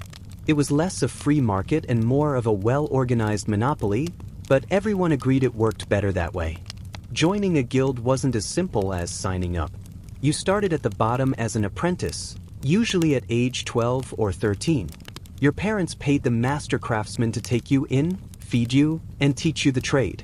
Apprenticeship could last anywhere from 5 to 10 years, depending on the skill. You worked long hours, earned almost nothing, and did every tedious task imaginable. If you were lucky, you got to learn how to actually make things. If not, you spent years sweeping floors and stirring glue. But eventually, when your training was complete, you graduated to journeyman, literally, someone who traveled, journeyed, from town to town offering their skills for pay. Journeymen were free but poor. They carried a little bag of tools and letters of recommendation from their guild. They also carried ambition, because the next step, becoming a master, required proof of excellence. And that proof was the masterpiece. Now, before masterpiece became a term for fine art, it meant something very practical, your final exam project. A carpenter might build an ornate chest. A goldsmith might craft an intricate ring. A brewer might produce a particularly refined ale, arguably the best exam ever. The guild would inspect it, probably find something to criticize, and then, if satisfied, admit you as a master of the craft. From then on, you could open your own workshop, take on apprentices, and proudly hang your sign above the door. It was the medieval equivalent of getting your business license, diploma, and local bragging rights all at once. But guilds weren't just about work. They were deeply social, and occasionally quite dramatic. Each guild had its own patron saint, its own feast day, and a strict dress code for ceremonies. They held processions through the streets, with banners, candles, and sometimes an enthusiastic marching band of drummers who could not keep rhythm. On these feast days, guild members feasted, naturally, and drank to the health of their trade, their town, and themselves. If a modern labor union had more roasted boar and fewer PowerPoint presentations, it might look something like this. There was also a strong religious undertone. Guilds often funded church altars or chapels dedicated to their patron saints. Saint Eligius for goldsmiths, Saint Crispin for shoemakers, Saint Luke for painters. They paid for candles, masses for deceased members, and sometimes even built hospitals for the poor. It was good PR, of course, but it also reflected genuine belief that honest work was sacred. Your craft wasn't just your job, it was your offering to God. That said, guilds could be a bit controlling. They dictated prices, limited who could open shops, and often excluded anyone they didn't like, which, historically, included women, foreigners, and newcomers from the countryside. Though to be fair, there were exceptions. In certain cities, especially in France and Flanders, women ran guild workshops when their husbands died, and sometimes kept them running far more efficiently. There were even entirely female guilds, silk weavers, lace makers, and brewers. Because apparently, when it came to beer, medieval women refused to let anyone else take credit. Speaking of beer, the brewers' guilds were some of the liveliest. They had their own tasting committees, which sounds glamorous but probably involved a lot of dubious samples. They enforced purity laws, standardized mug sizes, and made sure no one watered down the product too much, a noble cause. And at every festival, you could count on them to supply barrels upon barrels of guild-approved refreshment. Imagine an entire union meeting where every agenda item was resolved with a toast. Honestly, they might have been onto something. Guilds also had a political side. In many medieval cities, the guilds were more powerful than the nobility. They controlled trade, taxes, and even city councils. In places like Florence or Ghent, the head of the Weavers' Guild might wield more influence than a local baron. They were organized, wealthy, and, most importantly, united. If the town's ruler made an unpopular decision, the guilds could simply stop working. No cloth, no bread, no tools, and suddenly, no functioning city. A medieval strike, minus the picket signs. Of course, success breeds tension. Over time, guilds became more rigid, more exclusive. The very system that once protected workers began to shut new ones out. By the late Middle Ages, the guilds were less about equality and more about hierarchy. Some masters grew rich, passing their workshops down to their sons, creating, ironically, a hereditary craft nobility. And just like that, the circle of privilege began again. Still, the legacy of the guilds lived on. They created the first apprenticeship programs, the first trade regulations, and even the concept of professional certification. Modern trade unions, business associations, and universities all borrowed something from them. Even today, when you talk about master plumbers or journeyman electricians, you're echoing a structure that's nearly 1,000 years old. Not bad for a bunch of medieval artisans who just wanted fair pay and a good feast day. And maybe that's the quiet genius of the guilds. They managed to blend work, faith, and community into one slow-moving, self-sustaining system. They didn't change the world overnight. They just kept it from falling apart, one honest craft at a time. Chapter 10. The Tavern, where medieval business, gossip, and trouble all got drunk together. Let's dim the lights a little. It's evening now, sometime in the 14th century. The workday is done. The markets are closing, and the church bells are ringing softly over a town that smells like firewood, sweat, and fresh bread.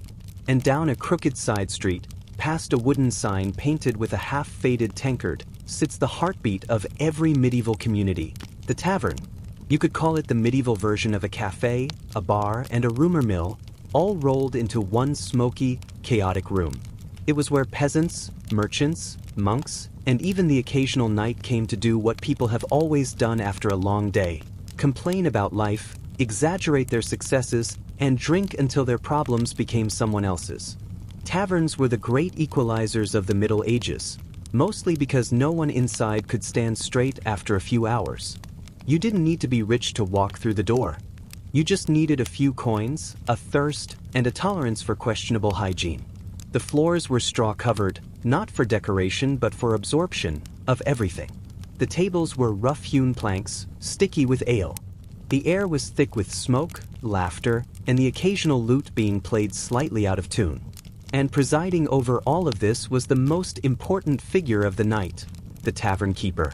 The tavern keeper, sometimes a retired soldier or widow, was part bartender, part peacekeeper, part tax collector.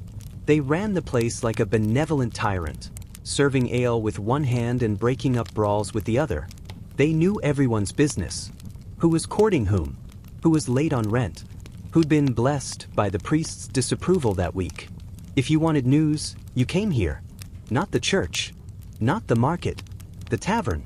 Because ale loosened tongues faster than sermons did. And speaking of ale, let's talk about what people were actually drinking. Water, as mentioned before, was often unsafe. Rivers doubled as laundromats, sewers, and sometimes crime scenes. So instead, people drank small ale, a light, low-alcohol brew made mostly from barley and oats. It was mildly fermented, just enough to kill off bacteria. Children drank it. Nuns drank it. Knights drank it. Everyone drank it. If you were fancy, maybe you splurged on imported wine from France or Spain. If you were really fancy, you might try mead, fermented honey, beloved by both Vikings and poets. But for most, the taste of the Middle Ages was warm, flat ale served in a wooden mug. And you didn't sip it delicately. You gulped it down like survival. Every tavern had its regulars, the ones who sat in the same corner, night after night, as though their bodies had been carved into the benches. There was the farmer counting his coins, the merchant scribbling on a scrap of parchment, the soldier loudly retelling a battle he probably wasn't actually in. There were traveling minstrels, peddlers, friars on charitable errands, and the occasional scholar trying to explain philosophy to someone who was just trying to enjoy their drink. And somewhere near the fire, a pair of lovers would whisper promises that would evaporate by morning. Taverns were where life actually happened, unfiltered, unpolished, and unwashed. Of course, they weren't all harmless fun. The authorities didn't entirely trust taverns. Too many people gathered there, too much gossip, too much freedom. Medieval laws often tried to restrict drinking hours, limit who could sell ale, or forbid singing and excessive merriment. Which, of course, guaranteed that people did exactly those things. In fact, many rebellions, large and small, began with too much ale and an overheard complaint. The Peasants' Revolt of 1381 in England, born in tavern whispers. The first sparks of urban revolts in Flanders? Same story. Apparently, revolutions go well with bar snacks. But taverns weren't just political. They were deeply social. They hosted weddings, wakes, and business deals. Merchants signed contracts there. Pilgrims found companions there. Bards performed ballads for free drinks. Even monks occasionally wandered in for missionary purposes, which everyone understood was code for, "I need a night off." Some taverns were respectable, quiet, candle-lit places where traders met. Others were less respectable. These had dice tables, fortune tellers, and women described in official documents as entertainers.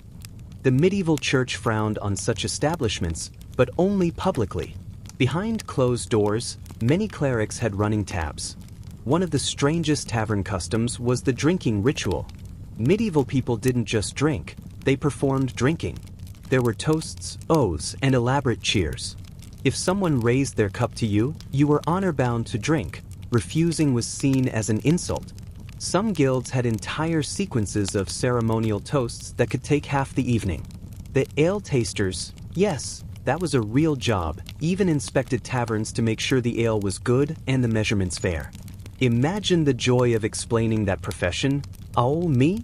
I drink for justice. Music filled these places too. If a bard or minstrel showed up, they'd sing of knights, saints, or scandalous liaisons. If no one could afford a musician, someone would inevitably start singing anyway. The songs were often bawdy, sometimes devotional, and occasionally both. There's an old tavern song from Germany that goes, "He who drinks well, prays well," which theologians might call debatable, but the tavern crowd found deeply convincing. And then there was gambling. Dice games were everywhere, simple cubes carved from bone or wood. Wagers could be as small as a few pennies or as reckless as your horse. Some people bet their clothes, which made for awkward walks home. The church hated dice, calling them the tools of the devil. Tavern keepers loved dice, calling them the tools of profit. And so, as with many things in medieval life, both sides were technically correct. Despite the chaos, there was an unspoken code inside taverns. You didn't insult the host. You didn't spill someone's drink on purpose. And you didn't bring your feuds through the door. In reality, tavern brawls were a popular form of medieval entertainment. No weapons allowed usually, just fists, tankards, and whatever bread loaf was closest. If someone drew a dagger, the barkeep would often just throw them out, finish pouring ale, and continue the night as though nothing happened. Because in the end, tavern life ran on resilience. It's easy to laugh at the drunken medievals, stumbling home through muddy streets, singing half-remembered hymns. But in truth, taverns kept communities alive. They were places of warmth in cold winters, of laughter in hard years, of belonging in a world where life was short and uncertain. They were where news traveled faster than the church bells, where enemies shared benches, where the weary felt for a few hours like equals. And that, perhaps, is why every medieval town had so many of them. Because even in an age obsessed with piety and discipline, people still needed a place to be human. So if you ever picture the Middle Ages as silent and solemn, imagine instead a smoky room filled with laughter, arguments, and the clatter of mugs. That's where real medieval history happened, not in parchment or sermons, but in spilled ale and whispered deals over candlelight. Chapter 11, The Night Watch, How Medieval Towns Tried, and Mostly Failed, to Sleep Safely. Let's wander out of the taverns, down those narrow, crooked streets we visited earlier, and into the quiet, or at least what passed for quiet, of a medieval town after dark. Night in the Middle Ages wasn't gentle. It wasn't soft. It wasn't peaceful. There were no streetlights, no police sirens, no glow of neon signs to guide the weary traveler. Only moonlight, flickering torches, and the occasional stray dog sniffing for dinner. And because towns were essentially wooden constructions stacked together like oversized Jenga sets, danger wasn't theoretical. It was structural, olfactory, and occasionally literal. Enter the Night Watch, the medieval answer to "Someone please keep us from chaos until sunrise." Night watchmen were tasked with walking the streets, blowing horns, rattling bells, and shouting warnings whenever anything seemed amiss. And let's be clear, their job was part protection, part theater. Their uniforms varied, usually a cloak, a horn, and a heavy stick. Sometimes they carried lanterns. Sometimes they carried, well, ambition, which could be more dangerous than any thief. A night watchman's life was mostly dull. Hours spent pacing cobbled streets, peering into shadows, muttering complaints about cats, drunkards, and weather that seemed designed specifically to make shoes soggy. They shouted the time, every hour, to remind townsfolk that the night was passing. Past the first hour, they'd call. Past the second hour. And so on, as though their voice alone could stave off evil. In theory, they were keeping order. In practice, most criminals ignored them. Most cats ignored them. Most townspeople ignored them. But it was the ritual that mattered. That, and the occasional rescue of a lost child or wandering donkey. Towns tried to organize the watch carefully. Some had rotating shifts, a few men on duty each night, changing every few hours. Others had assigned sectors, so one watchman covered the marketplace, another the gates, and another the alleys where the town's shadows gathered thickest. They were expected to report fires, suspicious strangers, or theft. And yet, despite careful planning, things went wrong often. Fires were the biggest threat. Medieval towns were highly flammable. Wooden walls, thatched roofs, and chimneys that didn't always work properly created the perfect conditions for disaster. Watchmen were supposed to sound the alarm at the first hint of smoke. But because most of them also slept lightly in their posts or had a tendency to exaggerate minor issues, townspeople learned to ignore the first 2 or 3 calls. Sometimes this was wise. Sometimes, tragically unwise. Entire streets burned down before anyone realized it. Then there were the criminals. Pickpockets, highwaymen, and drunk nobles could all wander freely at night. Watchmen were trained to stop them, but enforcement was inconsistent. Some watchmen were honest. Some were lazy. Some were secretly collaborating with thieves. A town's safety often depended less on official patrols and more on luck, street sense, and which neighbors stayed awake to shout warnings. There were other odd threats. Animals roamed freely, dogs, pigs, and occasionally deer that wandered in from the countryside. Some were harmless. Others caused chaos. And then there were rumors of worse things, ghosts, spirits, and creatures no one could quite describe. People liked to attribute strange noises or missing livestock to supernatural causes. Watchmen, naturally, had to pretend to take these reports seriously. A skeptical watchman would be accused of endangering the town. A gullible watchman would panic at every creaking door. It was, in a very real sense, a no-win position. Interestingly, night watches were also highly ceremonial. Some towns employed horn-blowing sequences accompanied by shouts of "all is well" or "keep watch." At times, they would make rounds with a bell, striking it at intervals, an early form of timekeeping for townsfolk who lacked clocks. In many places, this ritual was more important than actual safety. In other words, the town slept better knowing someone had shouted, even if the thief, cat, or stray pig ignored the entire procedure. A watchman's personal life was often monotonous. They ate simple meals. They slept in small rooms above the gate or in communal halls. They dealt with cold, rain, mud, and occasional verbal abuse from villagers who considered them either heroic or hopelessly incompetent. Some kept dogs to help. Some kept horns sharp. Some kept a secret flask of ale for morale. And because there were so few of them, exhaustion was constant. One misstep, dozing off during the first hour, and the night could descend into disaster. Despite all the chaos, watchmen had an unexpected benefit: community storytelling. Every patrol brought news. Someone had returned from a distant village. Someone had caught a rat in the marketplace. Someone had seen a comet and claimed it was a bad omen. Town gossip, legends, and rumors traveled fastest along the routes the watchmen walked nightly. They were, in essence, both protectors and informal news broadcasters, a mix of sleepy security guard and local radio station. Some towns even had ladies of the night and wandering entertainers who depended on the watch for safety. These individuals moved through the streets under the same moonlight, trusting that the watchman would deter violence long enough to reach the next alley or tavern. It was a precarious arrangement, but in a time without streetlights or modern policing, it was the best they had. And then there were the nights when nothing happened at all. No fire, no thief, no ghost. The streets were empty, the torches dim, the wind carrying faint smells of smoke, bread, and livestock. The watchmen paced slowly, occasionally blowing their horns into the cold night. And townsfolk slept, uncomfortably but mostly safely, behind wooden shutters and stone walls. There's something quietly human about this, a shared understanding that life is fragile, yet must continue. The night watch wasn't glamorous. It wasn't heroic. It wasn't even particularly effective at times. But it existed, and it persisted. And in the quiet hours before dawn, the streets themselves seemed to exhale, waiting for the sun to rise and the day's work, and gossip, and ale, and chaos to begin anew. Chapter 12. The Medieval Hospital, where healing, prayer, and odd ingredients mixed quietly. Let's step softly into a medieval hospital, not the bright, sterile rooms we know today, but rather long, shadowed halls filled with the scent of herbs, smoke, and a faint undertone of uncertainty.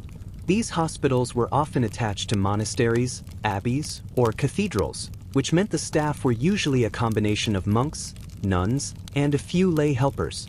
Their primary tools weren't scalpels and stethoscopes, but prayer, observation, and whatever strange remedies they could gather. The medieval concept of disease was imaginative. Doctors believed in the four humors: blood, phlegm, black bile, and yellow bile. If these were out of balance, your health suffered. So if you had a fever, you might be bled. If you were melancholic, you might be given a laxative.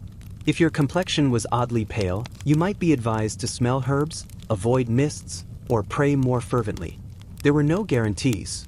But, of course, medieval healers were convinced that their methods worked, or at least that divine intervention did.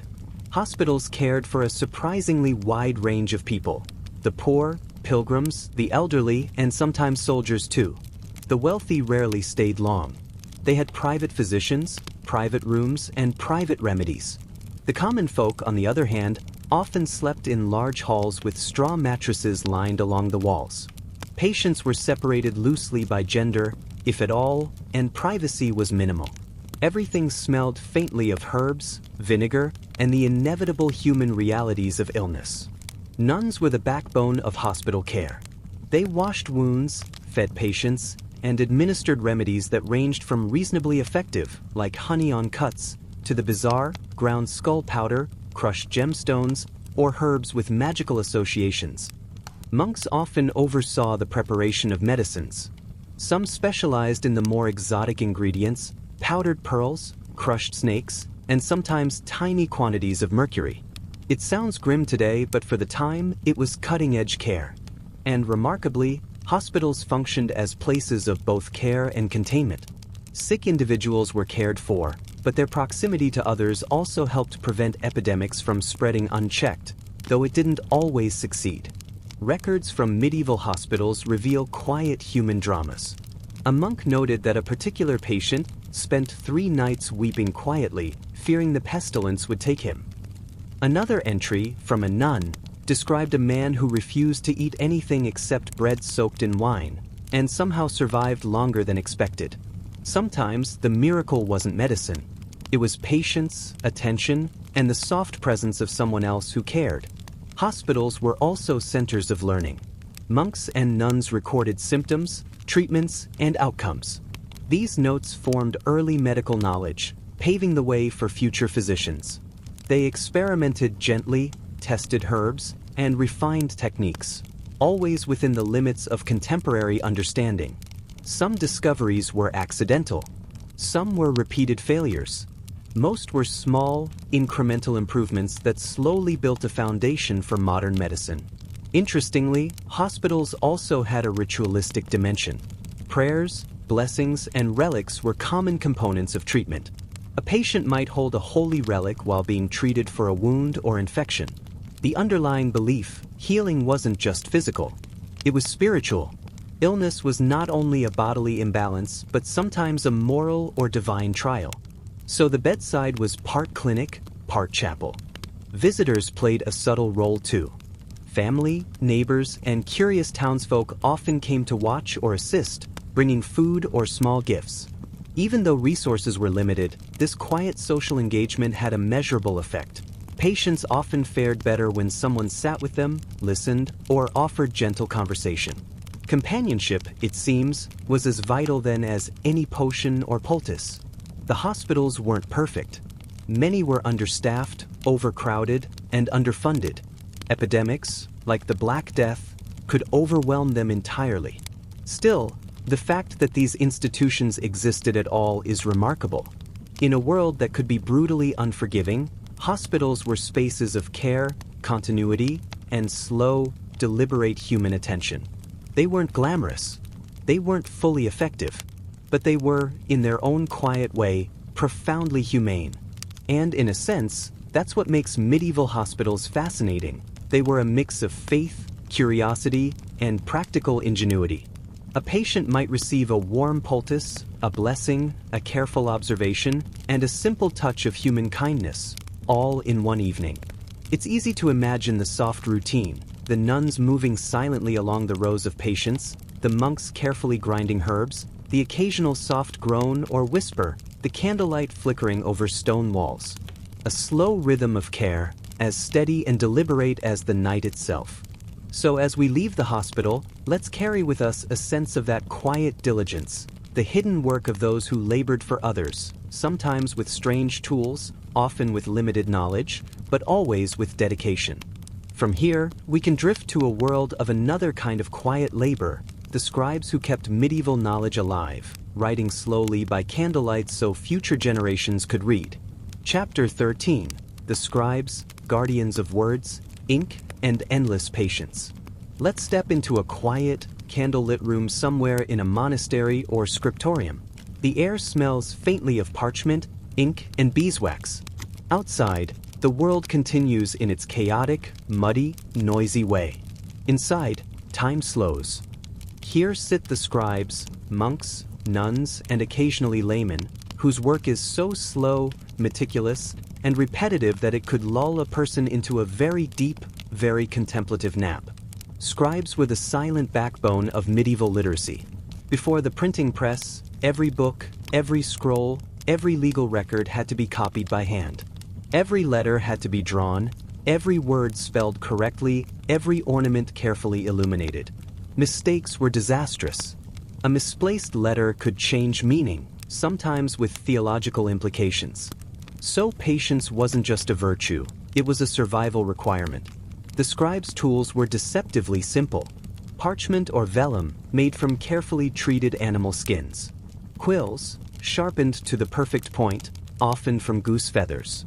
Ink, black, brown, sometimes red for emphasis. Rulers and knives, to ensure neat lines and correct mistakes. And then, of course, time. Endless, repetitive, slow time. A single book could take months, sometimes years, to complete. The daily life of a scribe was a blend of ritual, discipline, and tiny frustrations. They arrived before dawn, washed their hands, and settled into their desks. Candles were lit. The ink pot was filled. A quill was carefully shaped and sharpened. Then they began copying. One word at a time, one line at a time, one page at a time. Errors were corrected by scraping the parchment with a knife, a delicate process. Too much scraping and the page would tear. Too little and the mistake remained. Even a small error could ruin weeks of labor. Some scribes specialized in illuminations, the decorative letters, borders, and miniature illustrations that made books beautiful. This wasn't merely artistic. It required absolute precision. A small stroke of red in the wrong place might upset the symmetry of a page. A misdrawn figure of a saint could be considered sacrilegious. Scribes often worked in pairs or teams, especially for large Bibles or prayer books. One monk copied the text, the other illuminated. The room smelled of ink, wax, and a faint tension, because everyone wanted their work to be perfect. Interestingly, scribing was more than just labor. It was social in its quiet way. Monks sometimes whispered notes to each other across the room. Apprentices learned by observing masters. Occasionally, a scribe would make a subtle joke in the margin, a little doodle of a cat, a whimsical monster, or a caricature of an overly stern abbot. These marginalia are one of the few places where medieval humor survives intact. Scribes also had a deeply spiritual dimension to their work. Copying a holy text was considered an act of devotion. Every letter drawn correctly was a prayer in itself. Some monasteries even held rituals for the first page of a book, blessings, incense, quiet chanting. The work was slow, repetitive, and physically taxing, yet the spiritual satisfaction, the sense of participating in something eternal, was profound. Of course, not all scribes were monks. By the later Middle Ages, professional scribes existed in towns, producing legal documents, contracts, charters, and letters for those who could pay. Their work was more practical, less spiritual, but equally meticulous. A mistake in a property deed or contract could have disastrous consequences. They worked long hours under candlelight, quills in hand, often hunched over a desk for hours at a time. The risk of ink-stained fingers, cramped wrists, and eye strain was constant. Scribes were also early archivists. They organized manuscripts, kept records of ownership, and sometimes annotated texts with commentary or clarification. In many ways, they were the custodians of knowledge, ensuring that the past could speak to the future. Without them, much of medieval learning, science, law, philosophy, and literature would have been lost. And yet, their lives were quiet, unnoticed, almost invisible. Where kings, nobles, and warriors left traces in chronicles and monuments, scribes left traces in tiny letters, minute decorations, and careful records. Their work was repetitive, slow, and solitary, yet enduring. If you imagine a candlelit room, filled with the scratch of quills and the faint smell of ink, you begin to understand the rhythm of their lives. A rhythm of patience, precision, and quiet devotion. The irony is beautiful. These invisible workers, bent over their pages, preserved stories of the powerful, the elite, the dramatic, all while their own lives remained largely unknown. They documented feasts, battles, scandals, and miracles, all with the same meticulous care as when copying a mundane contract. And in doing so, they shaped history, not by shouting or conquest, but by quietly, persistently, and patiently putting one letter after another. So as we leave the scriptorium, we carry forward a sense of calm diligence, the invisible labor, the quiet dedication, the slow persistence that made so much of medieval history survive at all. From here, we can drift into another overlooked but essential world, the medieval marketplaces where noise, color, commerce, and a hint of chaos collided gently every day. Chapter 14, The Marketplace, where medieval commerce whispered, haggled, and sometimes sang. Let's step out of the quiet scriptorium and into the heart of the medieval town, the marketplace. Here, the air is a mix of smells: fresh bread, drying herbs, livestock, leather, and occasionally something less definable that hints at both adventure and mild regret. It's early morning, and merchants are setting up their stalls. Wooden tables creak under baskets of apples, wheels of cheese, and bundles of cloth. The street is uneven, muddy in places, and bustling slowly but purposefully with townsfolk. The market wasn't just a place to buy goods. It was the social hub of a town, a stage for gossip, deals, and the occasional minor confrontation. Merchants were the orchestrators of this gentle chaos. Some were local producers, farmers with baskets of vegetables, bakers with warm bread, brewers with barrels of small ale. Others were traveling traders, peddlers from distant towns, bringing exotic spices, silks, or coins that looked slightly suspicious. They all had one thing in common: negotiation. Haggling was expected, ritualistic, and performed at a calm, measured pace, loud enough to be noticed but soft enough not to cause a scene. The art of haggling was subtle. A customer might start by inspecting a piece of fabric and making a low offer, the merchant countering with a polite shake of the head. Words flowed back and forth like a slow game of chess, punctuated by measured gestures and the occasional sigh. Sometimes a third party would observe, giving advice in whispers, offer 2 pennies less, and he will yield. The exchange could last minutes or hours, depending on the stakes, the personalities, and the potential embarrassment of walking away empty-handed. Animals were part of the marketplace rhythm too. Chickens clucked, pigs squealed, and goats occasionally wandered into the wrong stall. A small crowd might gather, not out of panic, but because it was mildly entertaining. Horses pulled carts, and dogs roamed the alleys, sniffing at discarded scraps. The occasional cat slipped unnoticed through the crowd, presumably judging the humans. Music sometimes accompanied these daily transactions. A bard might wander in from the street, singing of knights, saints, or local scandals. Customers tapped their feet, merchants offered a few coins, and for a moment, the marketplace felt like a festival, calm, measured, and surprisingly harmonious.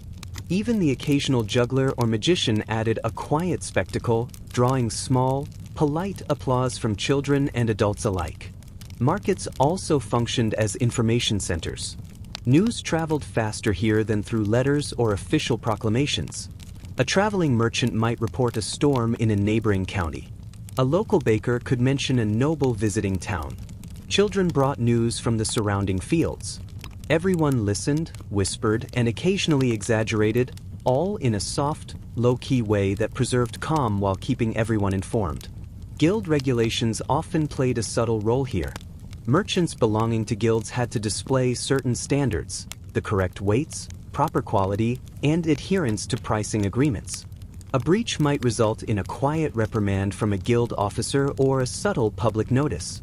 No dramatic arrests, no shouting, mostly polite notes, inspections, and the occasional stern look. The goal was order, consistency, and the slow, steady functioning of commerce. Markets were also the training grounds for apprentices and journeymen. A young cloth worker might follow a master, learning to measure fabric precisely. A baker's apprentice might taste dough multiple times a day, strictly for quality control, naturally. Even children helped in minor ways, running errands, carrying goods, or learning the soft cadence of polite negotiation. Food stalls were particularly lively, though never loud. Bread, pies, roasted meat, and small ale were sold in measured quantities. Customers ate quickly or carried purchases home. Occasionally, a small dispute over coins would arise, but it was always resolved quietly, a nod here, a counted coin there. Even the smell of roasting meat was measured, filling the air just enough to stimulate hunger without overwhelming the senses. Markets had a subtle social hierarchy. Wealthier merchants often had better locations, near the church, the town square, or the main road. Street corners were reserved for minor traders or newcomers. Even positioning was part of the quiet negotiation. Proximity to traffic, visibility, and ease of access determined one's success. Despite the calm appearance, minor mishaps were common. A basket of apples might tip over. A child might run into a stall. A stray animal might steal bread. These incidents were handled efficiently and quietly. Apologies, rearranged goods, a few whispered reassurances, and life carried on. The marketplace, in its gentle rhythm, reflected the medieval town itself. It was a world of slow negotiation, careful observation, and quiet social interaction. It was neither frantic nor chaotic in the way modern cities often are. It functioned on human patience, social norms, and subtle cues, a carefully orchestrated daily ballet. And most importantly, it was a place where ordinary life unfolded, buying food, trading goods, exchanging news, and learning the skills that allowed a community to persist. So as the sun rises higher and the market begins to wind down, merchants pack their stalls, apprentices follow their masters home, and townsfolk carry their purchases to their houses. The marketplace empties quietly, leaving only the scent of bread and herbs, the soft clatter of carts, and a faint sense of satisfaction that the town has functioned another day. Chapter 15: The Monastery, Daily Life, Rituals, and the Gentle Art of Devotion.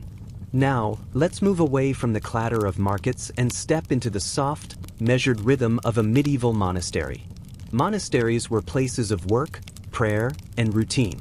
They were designed to be self-contained worlds, where the outside chaos of towns, markets, and taverns faded into distant memory. Imagine walking along cloistered corridors, stone underfoot, faint candlelight flickering along the walls. There is a quiet order to everything.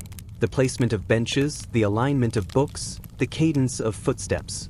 Life in a monastery revolved around ritual and schedule. Monks rose early, often before dawn, for the first prayers of the day, known as matins. The day proceeded in structured intervals: prayers, meals, labor, study, and back to prayer. Every hour had a purpose, every action a ritual significance. The rhythm of prayer was central. Monks chanted or recited psalms at precise times. Even if the sound seemed monotonous to outsiders, it served multiple purposes, keeping the day organized, offering devotion to God, and providing a calming cadence that structured all other activities. Silence, too, was part of the practice. Certain hours were strictly silent, allowing for reflection, meditation, or the gentle scratching of quills for those copying manuscripts. Work in the monastery was varied, quiet, and purposeful. Some monks tended the gardens, growing herbs for food and medicine. Others labored in scriptoria, copying texts slowly and carefully. Some were responsible for brewing ale, baking bread, or maintaining the building itself. Even manual labor was approached with devotion. Digging a garden bed or scrubbing a floor wasn't menial, it was an act of discipline and service. Meals were modest, quiet affairs. The dining hall, or refectory, was austere. Bread, pottage, vegetables, and occasionally fish were served. Meat was rare, often reserved for special feast days. Meals were usually eaten in silence, accompanied by readings from scripture or hagiographies, the lives of saints. Speaking was minimal. A monk might murmur a comment or ask a necessary question, but conversation was considered a potential distraction from contemplation. The monastery also had a strong educational component. Monks were teachers, librarians, and scholars. They preserved knowledge, copied texts, and taught younger novices the principles of reading, writing, and Latin. Even basic tasks, measuring flour for bread or counting herbs, were done with precision and sometimes recorded in detailed logs. There were also minor competitions and idiosyncrasies within monastic life. Some monks competed to rise earliest for prayer. Some measured devotion by the neatness of manuscripts or the speed of labor. Others developed eccentric routines, walking the cloisters backward, whispering prayers to themselves, or meticulously arranging herbs by color. The combination of strict rules and subtle individual quirks created a quiet, gentle tension, the kind of slowly simmering human drama that would never make it into grand chronicles, but defined life inside the walls. Monasteries were also self-sufficient communities. They brewed their own beer, baked their own bread, tended orchards, and even cared for the sick. Sometimes, they offered hospitality to travelers, pilgrims, or nobles, all of whom were expected to respect the quiet routines of the place. And the occasional wandering scholar might arrive, asking for shelter, study materials, or simply the comfort of a warm meal and a quiet corner. Discipline was gentle but firm. Rules were enforced with a combination of ritual correction, moral instruction, and communal accountability. If a monk broke a rule, arrived late, spoke out of turn, or neglected his duties, the response was rarely dramatic. Often it involved extra prayers, manual labor, or simply a reminder from a senior monk. Punishments were measured. The goal was correction and reflection, not spectacle. The architecture of monasteries contributed to the calm. Cloisters were arranged to create order, with gardens in the center, cells along the sides, and halls connecting the spaces. The sound of a bell echoed through the corridors, signaling each activity and creating a steady, almost hypnotic rhythm that guided the day. Even the stone walls seemed designed to encourage reflection, study, and quiet labor. Some monasteries had hidden eccentricities. For example, there were monks who developed elaborate brewing techniques, producing ale with unusual herbs or recipes intended for medicinal use. Others had gardens filled with rare plants, meticulously catalogued and tended. And in every monastery, there was a sense of quiet personal drama, the ambitious monk striving to perfect his copy of scripture, the recluse avoiding company, the novice learning humility one small task at a time. Life in the monastery was, in a sense, both repetitive and profound. Every day was predictable, yet each day contained subtle variations.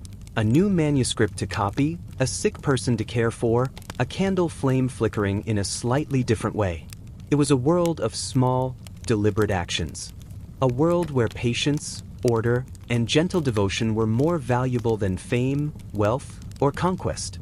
So as we leave the monastery with its quiet bells and flickering candlelight, we carry a sense of the medieval ideal, measured time, disciplined routine, and human labor approached as an act of devotion.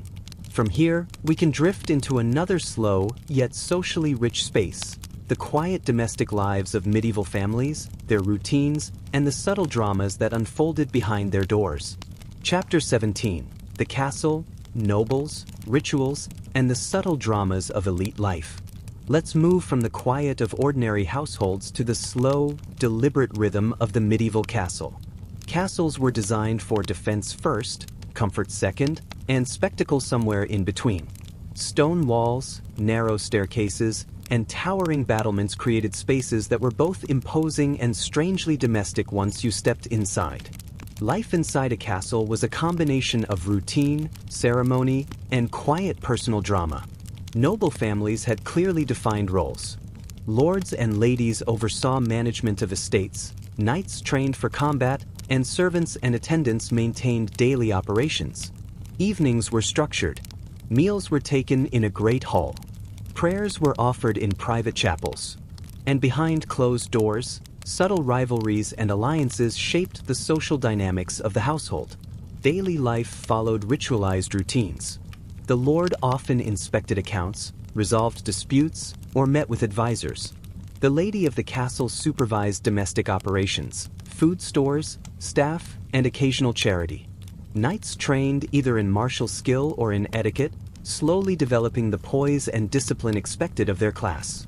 Servants and attendants moved through corridors quietly, attending to tasks with care, polishing armor, tending fires, or arranging dining spaces. Even minor mistakes, a misplaced goblet, a mislaid key, could cause gentle but persistent friction. Castles were also centers of social hierarchy and etiquette. Meals followed formal protocols. Seating arrangements were carefully considered. Guests were greeted with ceremony, even when they were familiar. Every action was observed, subtly, quietly, and sometimes with ironic judgment. A noble who ate too quickly might be considered gluttonous. One who lingered too long over a meal could be accused of sloth. The drama was slow, but never entirely absent. Hygiene, comfort, and leisure were unevenly distributed. Lords and ladies had access to baths, though infrequent, and soft furnishings. Servants often slept in colder, less comfortable quarters. Entertainment was calm and measured, music from a lute, quiet games of chess, reading, and storytelling. Loud or boisterous fun was usually discouraged. Decorum was paramount. Castle kitchens were busy in a gentle, predictable way. Meals were prepared carefully, roasting meat, baking bread, mixing ale, and arranging dishes for formal dining. Cooks followed traditional recipes, occasionally experimenting with exotic spices brought from trade networks, but always within the bounds of propriety. Mistakes were noted discreetly, not shouted across the hall. A burnt loaf might elicit a sigh, a raised eyebrow, and subtle corrections next time. Education and training were ongoing in noble households. Children learned languages, etiquette, and management skills.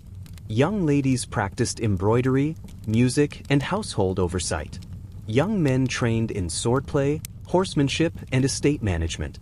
The process was slow and deliberate, designed to produce competent heirs, not entertainment. Subtle interpersonal drama thrived behind the stone walls. Siblings negotiated inheritance, attention, and favor. Courtiers whispered about minor slights. Attendants observed quietly, occasionally manipulating outcomes. Nothing happened in a sudden, theatrical fashion. Everything unfolded gradually, whispered disapproval, measured gestures, and the occasional long-simmering conflict. Castles were also multifunctional. They served as administrative centers, judicial hubs, and defensive strongholds. When a lord met with vassals, disputes were settled through discussion, arbitration, or negotiation, slow processes designed to maintain order rather than create spectacle. Even military preparations were deliberate. Weapons stored carefully, armor inspected, and training scheduled in a measured cadence rather than hurried panic. Religion permeated castle life as well. Chapel visits, daily prayers, and occasional masses were woven into routines. Clerics advised on moral matters, supervised education, and maintained spiritual oversight. Even in times of personal or political tension, rituals continued. Daily prayer acted as both anchor and buffer, a slow, steady framework for lives that could otherwise become turbulent. Despite wealth and privilege, castle life was often restrained, disciplined, and repetitive. The grandeur of stone halls, tapestries, and decorated furniture contrasted with the slow rhythm of chores, study, and ceremonial life. Dramatic events did occur: feasts, tournaments, occasional intrigue, but most days were quiet, measured, and predictable. So, as the evening descends and candlelight flickers across the castle walls, meals concluded, prayers whispered, and doors bolted for the night, the household settles into a gentle rhythm. Behind every tapestry, every corridor, and every quiet chamber, lives unfold slowly: ambition, care, rivalry, and devotion coexisting in a delicate, measured balance. Chapter 18: The Workshop, Artisans, Craft, and the Slow Art of Medieval Labor. Let's step quietly into the medieval workshop. Not a castle, not a market, but a small, dimly lit room where artisans devoted their days to careful, deliberate craft. The air smells of wood, metal, oil, and sometimes smoke from a small forge. Tools are arranged meticulously along walls, benches cluttered with projects in various stages of completion. Every workshop is a world of slow, repetitive, yet deeply purposeful labor. Artisans worked in a variety of trades: carpenters, blacksmiths, weavers, potters, and more specialized crafts like illuminators, goldsmiths, and armorers. Their goal was not speed, but precision. A crooked line, a poorly fitted joint, or a miscast metal piece could ruin days, weeks, or even months of effort. The day started early, often with a modest breakfast beside a slowly dying hearth. Work began promptly, sharpening tools, inspecting materials, planning the day's tasks. Apprentice and master worked side by side. The apprentice observed, repeated motions, and learned the rhythm of the trade slowly, carefully. Carpenters measured wood repeatedly before cutting. Blacksmiths heated iron carefully, hammered slowly, and constantly tested their work. Even seemingly mundane tasks, sanding a surface, tightening a hinge, or rolling clay, required attention and patience. Mistakes were corrected, sometimes with ingenuity, sometimes with the simple lesson that time cannot be rushed. Workshops were also social spaces, though quietly so. Apprentices might whisper observations. Masters gave instructions in measured tones. Discussions of technique, materials, and occasional gossip flowed like a low hum. But the overarching atmosphere was still, steady, and focused. Loud interruptions were discouraged. Concentration was valued above all. Trade secrets were carefully guarded. Each workshop had its own methods, sometimes handed down through generations. Apprentices were taught slowly, carefully, often only after proving themselves capable of following instructions without error. Mistakes were part of learning, but repeated carelessness was quietly noted, and sometimes gently corrected with extra labor or more practice. Workshops were also sites of artistic expression.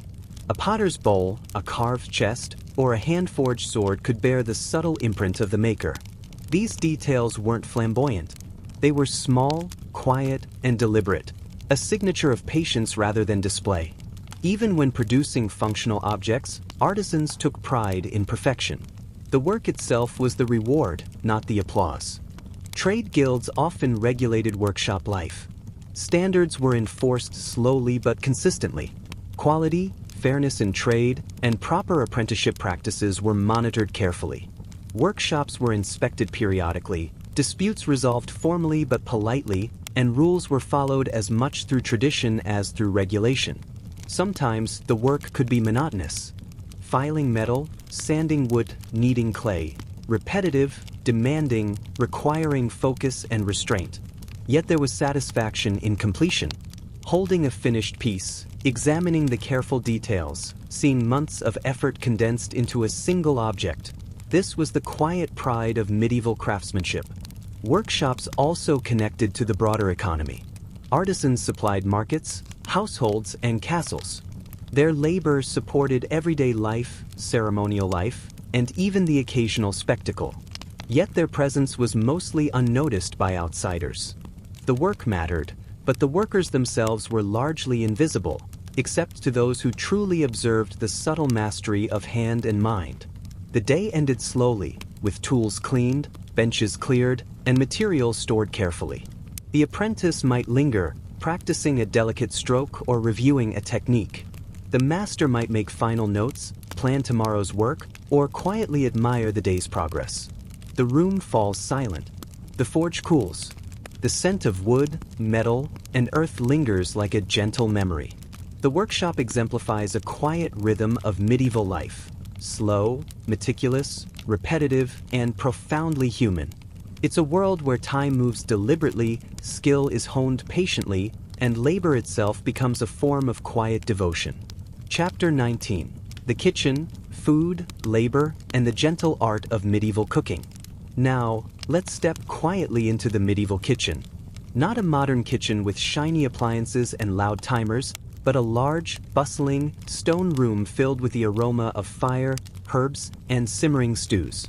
The kitchen was the heart of any household or castle, a place of steady labor, subtle organization, and slow, deliberate culinary creativity. Work in the kitchen began early. Staff arrived before dawn to light fires, prepare ingredients, and inspect supplies. Kitchens were noisy in their own subdued way. Pots clanged, knives tapped against wooden boards, and the occasional hiss of liquid meeting flame punctuated the otherwise steady rhythm. Despite the activity, there was a measured order. Every cook knew their station, their task, and the precise timing required to produce meals for dozens, sometimes hundreds, of people. Meals were generally simple, though seasonal and resource-dependent. Bread, porridge, pottage, vegetables, and small amounts of meat or fish made up most diets. Ale or weak wine was a staple beverage. Exotic spices appeared occasionally, usually in wealthier households, adding subtle complexity rather than overpowering flavor. Even in the simplest kitchens, preparation was deliberate. Ingredients were washed, chopped, and measured carefully. Cooking times were monitored closely, often by experience and observation rather than clocks. The kitchen staff worked in hierarchical fashion. Head cooks oversaw operations, assigning tasks to assistants and apprentices. Younger kitchen staff learned patiently, stirring, chopping, and observing. Mistakes were corrected gently but firmly. Burnt bread might require repetition, a poorly seasoned stew might be adjusted carefully. Even minor infractions were treated seriously, but quietly. The goal was efficiency and quality, not spectacle. Herbs, spices, and preserved foods were handled with care. Herbs were dried, stored, and added to dishes deliberately, often for flavor, preservation, or medicinal effect.